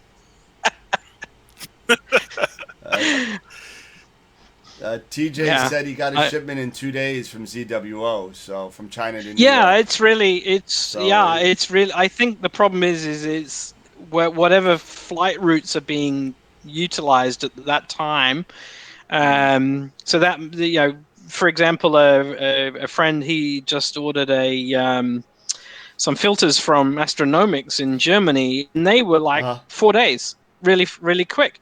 But then my camera from ZWO has taken like 2 weeks because it's traveled back and forwards between Japan and Shanghai, then into Sydney, then Sydney into Auckland, and then literally trying to get from Auckland down to here. It's it's a real mess. But if you look at the websites, the dealers, there's quite a lot of stuff that is out of stock and will be for a while until the air transport starts to kick back in again. Yeah, it's going to be a while for a recovery. I know New York is just starting in certain counties, allowing construction to start again. Not in the New York City area, but up in the northern part of New York State and the western part of New York State, they're starting to reopen some stuff. But I mean, it's going to be a long time coming for Long Island and New York City. I tell you what, I was quite surprised because I was expecting quite a lift in the second-hand market where people can't get stuff from dealers or maybe need cash. It's a real bit of a people being out of work. But it's surprising actually when you look on some of the trading sites. There's not a lot of uplift in available gear. In fact, in some cases, it's been much reduced. So I don't know whether people are just not trading because they want to hang on to the stuff, can't afford to, and then we'll wait and see what the market's like, or Yeah, they're just not getting stuff from a dealer, so they're not selling stuff secondhand to buy something new. Don't know. That's what's surprising. Yeah. I thought the market would be quite buoyant, but it seems to have gone the other way. No. Well, let's see. What else is going Any on more here? Anybody questions? else? Let's see. Yeah, Chris. Everybody Chris got said bored it's with the toilet paper got bored with that. priority. Yeah, Mark yeah. said he can't wait to get a good haircut. What did Good Mark say? haircut. Ah, my wife. Yeah. My wife does mine. I don't have to worry about that. TJ Hey, I'm a said he'll good be curious to ex-military see. guy. TJ said, wonder if NEEF is really going to be going forward in September. I would Yeah. probably Big question, say, man. I mean, Big TJ, you're closer than I am, so I mean, but from Long Island, I'll tell you, it doesn't look good. The NHL's even looking to push up to a start. They usually start playing in October, and they're looking for a December start. And things are just going, I mean, they're getting better, Mm-hmm. but things are definitely going to be taking a lot longer than what people are saying. Yeah, it's going Yeah. to be 2020 is going to be. It's just one of these defining years on. 2020 is canceled, man. Yeah, it's one of the, everything is canceled. I Canceled, schools I tried my canceled. 90-day free trial of 2020, and I would like a refund. I want to cancel my subscription. Exactly. I'm telling you. Oh man, exactly. Actually, Dear Reader's George had Digest, can I cancel my subscription? yeah. The only person that's making money is Netflix, I think. But But, Hey, well, I work for a telecoms company, so there's always somebody that's making hay while it's raining. yeah. George has a question about a method of determining the best time and settings for subs. Oh, it depends. It depends on. There's quite a lot of discussion around this. There was a whole bunch of on cloudy nights, depending on what camera you've got. There was a lot of effort put into creating some calculations and tables of exposure times and for different gains, depending on your sky numbers. So if you live in a light polluted area, of course you're going to go for a lot shorter sub than you would if you're living in a place like I am on a Bortle 2 sky. So have a look on cloudy nights. I think there was some tables in there for like the ASI 1600, and there was some tables in there for like the 183s and the 71s, and it's really about looking. It's really, I think a lot of it is really obviously experimenting depending on your sky and seeing where those objects lie, and trying to get the most of it out of particularly in a light polluted area. Shorter subs, more of them, but then you've got to be starting to think about like the 2600 is like 52 megs of frame. By the time you've done 100 of those, it's like Pac-Man on hard drives, I tell you. You're gonna need a Synology drive just to like. One thing that I would say is I actually used SharpCap. I actually used an SSD. Okay. Yeah. Oh yeah. SharpCap. Yeah. If you do SharpCap, SharpCap Pro has the sensor analysis and the smart histogram. Yep. And so when you first, after you do your sensor analysis, which is the free part, then you can do the smart histogram, which is part of the Pro, and you can point to an area of your sky, a dark part of your sky, and it'll measure the sky darkness. And then it'll then start to measure. Once it measures that, it'll start to determine by taking a series of exposures during a series of times that what's your ideal gain, your ideal exposure time as far as 30 seconds, 5 minutes, how many exposures you want to do, how many exposures, if you end up doing 5 minutes or whatever the length of time is, it'll tell you, okay, this is how many exposures you should do. Anything over that, you're not really getting as much of a return beyond that. But if you try SharpCat Pro, it can do a lot of that. It can help you out a lot, figuring those things out, determining, at least the settings for your subs and stuff like that. Now, as far as the best time to go after a target, in my opinion, that's a little bit different because, of course, they say, at least from what I've read and what I've seen from others, going after a certain target when it's at zenith, because that's where the atmosphere is thinnest, at least from what I understand. You guys correct me if I'm wrong. That's probably a better time, or at least when it's getting close to zenith. That's a good shot. That's a nice opportunity. I'm not sure. No, I don't image below 25 degrees because invariably either guiding is poor or the seeing's poor because you're pointing through a lot more air. Certainly here, Absolutely. I can't image down low because, like last night, above me was clear. Down towards the 30 degree, we had a lot of cloud out to the east, and it's like, well, that's it. I have to wait for the cat's paw to come up above the 25-30 degree mark. But you can see it as well. If you try and guide low down, you'll see generally the guiding is much poorer than where it's overhead. Right. Now, one of the other sites that I use that I was mentioning in other chats was Telescopius. So if you go to Telescopius, you can enter in all of your information as far as your camera, your setup, all that. And then if you choose your targets, if you want to go out, and then you can choose your targets, be it galaxies, a mission, mission, nebulous, planetary, whatever.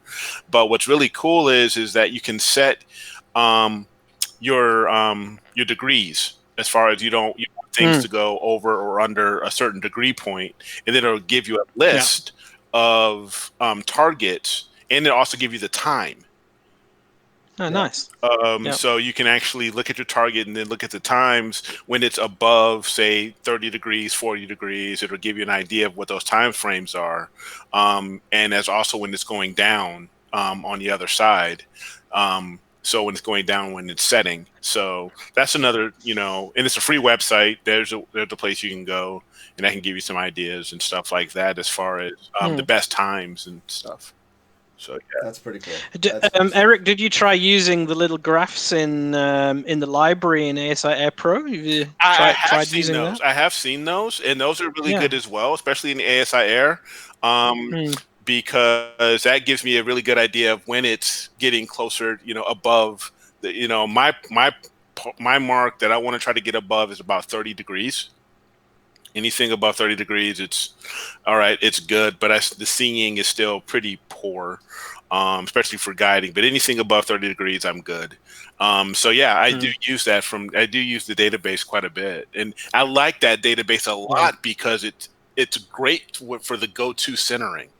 It centers so well. Automatic centering. Yes, that's a real good feature. I like that. I like that a lot. That's a really great feature. Yeah. I'll let you know when I get it. You can actually, and we're gonna that's right. You don't have to that anymore, well. period. Because you gave yours up, to get the $100 off. Yeah, and now I have nothing. Hey, Eric, some people will sell the shit off the back to get an S-Big, Yeah, I know, right? Exactly. Oh, man. I'm never going to live this down, man. I'm telling you. Hey, what are you going to do? You need to get that paperweight. Get that paperweight out from underneath the desk. Come on. Yeah. I'm telling you. It's right here. Here you go. Hey, listen. Get it on the telescopes and. hey, I got the lens. The lens is a Canon 200L. And then I got the AF3 here from Deep Sky Dad. Oh, Deep Sky Dad, yeah. Yep. Yeah, I got that and I got a little bracket on top for the auto guide. And I stepped it down a little bit so I could put a Moon and Sky Glow on the front, or put any other 2-inch on there that I want. Okay. Yeah. And that's it. That's it. So eventually, I'll actually get some decent photos and Just go screw ahead. them up in processing, and Just go ahead and mount it, man, and go for it. I'm telling you, Just go for it. Just start. Right now, I'm too worried about my guiding right now that I'm so annoyed with what's going on with it that I got to get that fixed first. Yeah. So. Yeah, big wide field. You shouldn't need to. Yeah, you should be able to. You should be able to get some images without guiding. Oh, I can. I just like it's like a Linus blanket. It's kind of like one of those things you would like to hold on to. But I can get I get decent.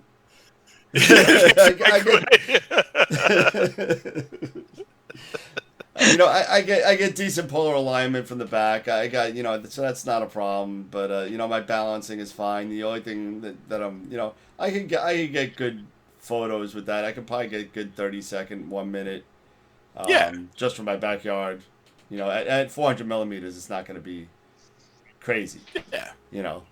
Yeah, But, stick a dual band narrowband filter on it and do some wide field narrowband imaging. I even got another I got another boxed filter somewhere sitting around here. I'm dying to put. I got so much crud here. I got. This is my guide scope. My guide scope's hanging out down here. There's my guide scope. and I got another ZWO camera here. Oh, fine choice. I got so much. Here it is. There it is. It's underneath the mac and cheese bowl. Hold on. Hopefully it's not covered in mac and cheese. Yeah. No, it's still in the box. Still, I haven't taken it out. It's the L-Enhanced 2-inch. Wow. I can put that on there. I'll put that over here now so it doesn't get. I get so much stuff floating around. I'm sure all of our houses are like this. I mean, I got a solid state drive for my computer. So I buy a brand new solid state drive for the swap files for the for PixInsight. Mm-hmm. So I get one, and I didn't look at my computer to see if I had room to put it. So I don't. You don't.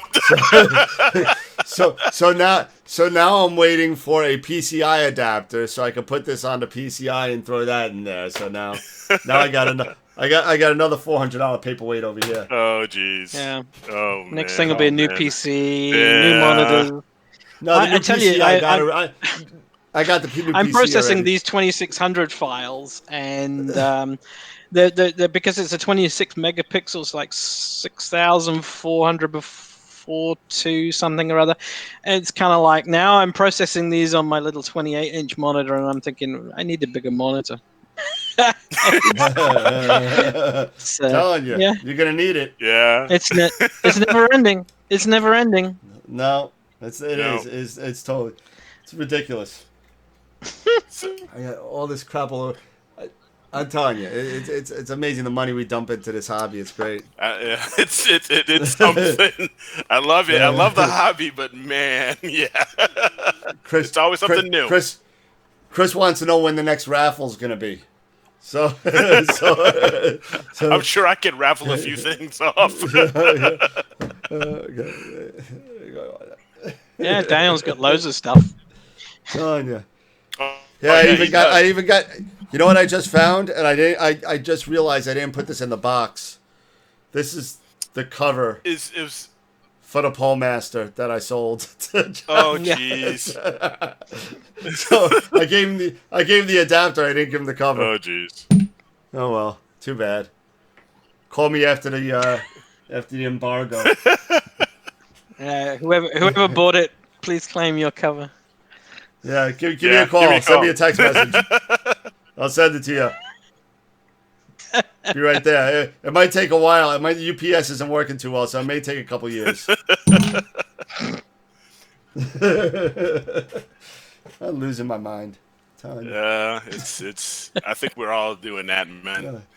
Oh, who needed spacers? You need spacers? I got spacers. Oh, geez. I don't know how many filters I've got. I got filters that I'm probably never going to touch again. It's no, I know. It's just one of these crazy things. I don't know how many power adapters for so many different mounts and so many different cameras. It's nuts. So much crap. And More spaces. who wants to buy a CGX? Help me out. If you want to start a raffle. Dude, I'm telling you, you put that on Cloudy Nights, it'll go like that. Sure. It'll go. My friend Minos put his 183 filter wheel, FW, what was it, the FW5, I think it was? The FW5 with the filters, with the 183, narrowband set 2. All gone within 6 hours on Cloudy Nights today. Yeah. Wow. All gone. I've sold a few things off of Cloudy Nights, and yeah, it went pretty darn quick. If it's worth having, somebody's gonna get it from you. Yep, absolutely. They're definitely gonna get it from you. They're definitely gonna get it from you. The problem I have is when you guys are putting this all online, I'm asleep, so I get up in the morning and I go, "Oh, great! I'll have a quick look at what's for sale." It's gone. Sold. It's gone. It's already gone.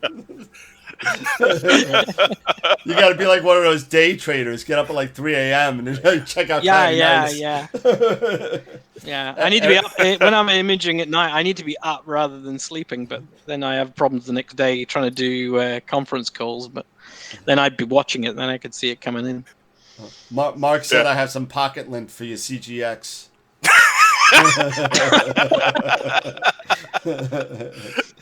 Yeah, there it is. You knew it was coming. I knew it was coming. Yeah, that's gonna sting. TJ Conley said, "That's why I like to use APP with the 2600. I drop all the files and let it calibrate and stack all day while I'm working." Yeah, I quite often do that. In Pix, I'll just load it up before I go to bed, and that's before I got my new Pix Insight server. Then I know I don't need to worry. But yeah, that's cool. Yeah, speaking of Pix Insight. I'm still working on Adam Block's Quick Start. Sure. And so I've been going through that now, and it's been so far. I've already the first couple of videos I've already learned something new. Yep. Just off the first couple of videos. So I told you that was gonna happen. Yeah. I still watch those videos, even though I've been using Pix for quite a while. I still watch those videos and still pick up little tips, little ideas. I was watching a video the other day. He was talking about noise reduction, and he showed a tip where he goes into there's a tool in there called multi-scale linear transform, and if you basically choose just the one layer, the residual layer, and apply that to the linear image, you can use that as a kind of a first cut of noise reduction. And I was like, I never saw this used before, but wow, that's a handy little tip. Yeah, really great. And there's little things like that come out, Yeah, I had the opportunity of spending some time with Ron Brecher. Ron Brecher, AstroDoc. Okay. Over the past couple of weeks, he's been helping me out with the Heart Nebula that I was making, and he gave me some pointers that were unreal. Made him pop out using the local histogram. Using that and making that, he made me some icons. He logged into my computer. He did a whole bunch of stuff on it. He's like, try this, try that, he actually, I think he's doing it now. I think it's like $80 or $90 an hour that he'll come in and process with you and show you some tricks of the trade and stuff like that. So, okay. So it was worth it. It was worth it. He helped me out quite a bit. So he's going to be a guest on the show probably in a couple weeks. That would be awesome. Yeah. So nice. That would be awesome. Yes, excellent. Yeah. So we got Alan Mitchell. Alan Mitchell. Sorry. Next week. Okay. He's going to be talking about some wire management techniques that he has. He actually was the person's video that I stumbled across upon on YouTube regarding another piece of thing I don't need anymore, the rig runner. So Do they still make the rig runner anymore? Oh, absolutely. Okay. Yeah, they actually make Yeah, them now because with they USB ports and stuff like Yeah. that. Yeah, absolutely, Yeah. they do. The power pole Yeah, adapters. they used a lot for amateur radio, so Yes, ham radio ham operators radios, use absolutely. them. They're pretty much Okay. Yeah. But I mean, this thing's, if anybody wants a rig runner, this is an 8-channel. So if anybody wants it. Now we're on QVC. Yeah, right. I'll get Yeah, Vanna White. you I'll could be like raffle this. it.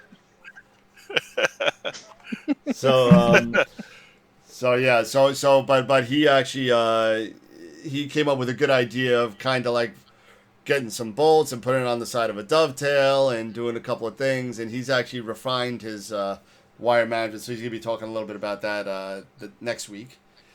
Okay. And I'm thinking maybe Ron after that, if I could get him, and maybe Amy Little after that, if she'll come on.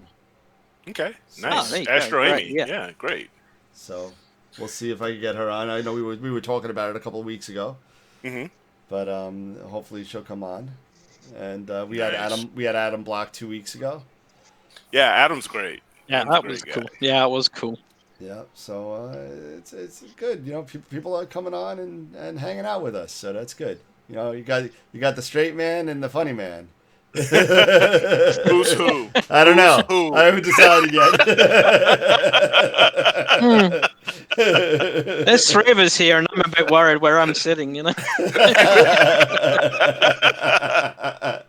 Not that kind of straight. We're talking about Oliver and Hardy. Oh, Right. alrighty. Who's on first? What's on second? I don't know who's on there. What's on first? Oh. Yeah, there it is. Astronomy Shopping Networks, starring Dan Higgins. And he throws it to who's on first? Yeah, it is. I love that skit. That skit is great. That's like the best skit ever. But it's coming close to 11:30 in New York. Yep. And I gotta work tomorrow. I hear you, brother. But I took a gap out where middle of the day is coming up to 3:20 in the afternoon, so I took a break out this afternoon to attend. Thank you, really appreciate it's Thursday the there, invite. right? It's been great. Yeah, Is it yeah, Thursday? it's Thursday. Yeah, it's Thursday over there. Yeah, So- yeah. We made this mistake yesterday because it was already in my diary for yesterday, and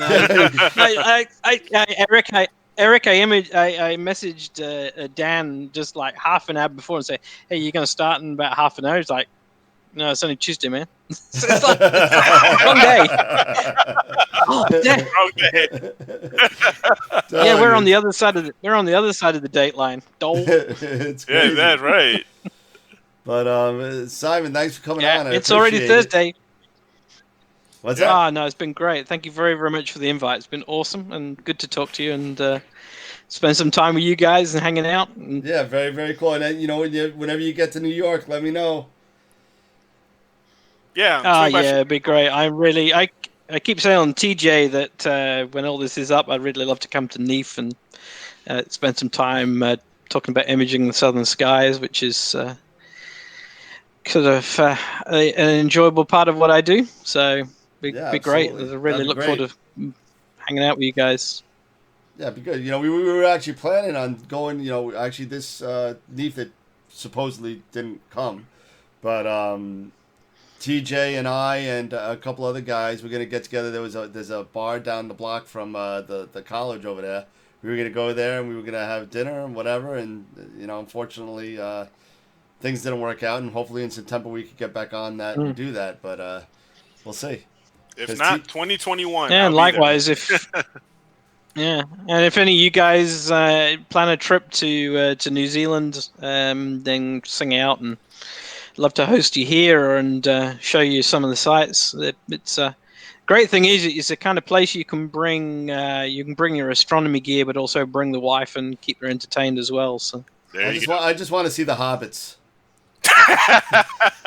I was just Hobbiton's on the North Island, so this is up in near Hamilton. But there's a lot of great stuff up there around Hamilton, around you've got Waitomo Caves, which is the glowworm caves up there. Nice. And, it's well worth it.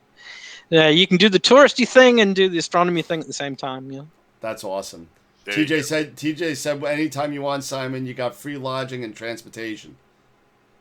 Woohoo! I'm in. I don't know if that means he's buying your plane flight. I don't know if that's what that means. But I read that. That's what I read. That's what I heard. I don't know. That's what I was I heard that's round what I trip heard. from New Zealand. That's what I heard. First class. Yeah, there it is. Right there. Oh, I'll God. be there. Just All right, well, I got to go to bed, guys. I'm sorry. I would stay up later, but I got to crash. I hear you. But it's been great, Simon. Thank you so much. Eric, again, thank you as usual. Thanks, and Dan. you know what? You're Eric. gonna be on here every week until we quit. So All good, man. All good. he Simon, needs it's been a someone to pleasure. do Can't wait. to show his goods off to. You know? All right. Well, thank you again. Yeah, real nice to meet you, Eric. Hope All you get right. the CGX Yes. sorted and go Yes, get that AP and explain it after. Buy it Yeah, first, exactly. explain Yeah, it after. There it is. Just Yeah. come with this big white mount and just come home. And, beg forgiveness, you know. Yeah, that's it. Sometimes it's the results. It followed me that home. Yeah, it's it. It fell off a truck. Look what I found. count. Yeah, I already did that once. I don't know. Oh my goodness. Oh, well, Simon, it's been a pleasure, sir. You guys are Yeah. great. Thank you so much, Simon. Thanks for coming on. Have a good Thanks night, all. guys. See you guys later. All right. Take Yeah, care. you too. Now Be I have safe. to find the log off button for this thing. Yeah, see you guys. All right. Well, Have a great night, guys. All right, Eric. I'll catch you later.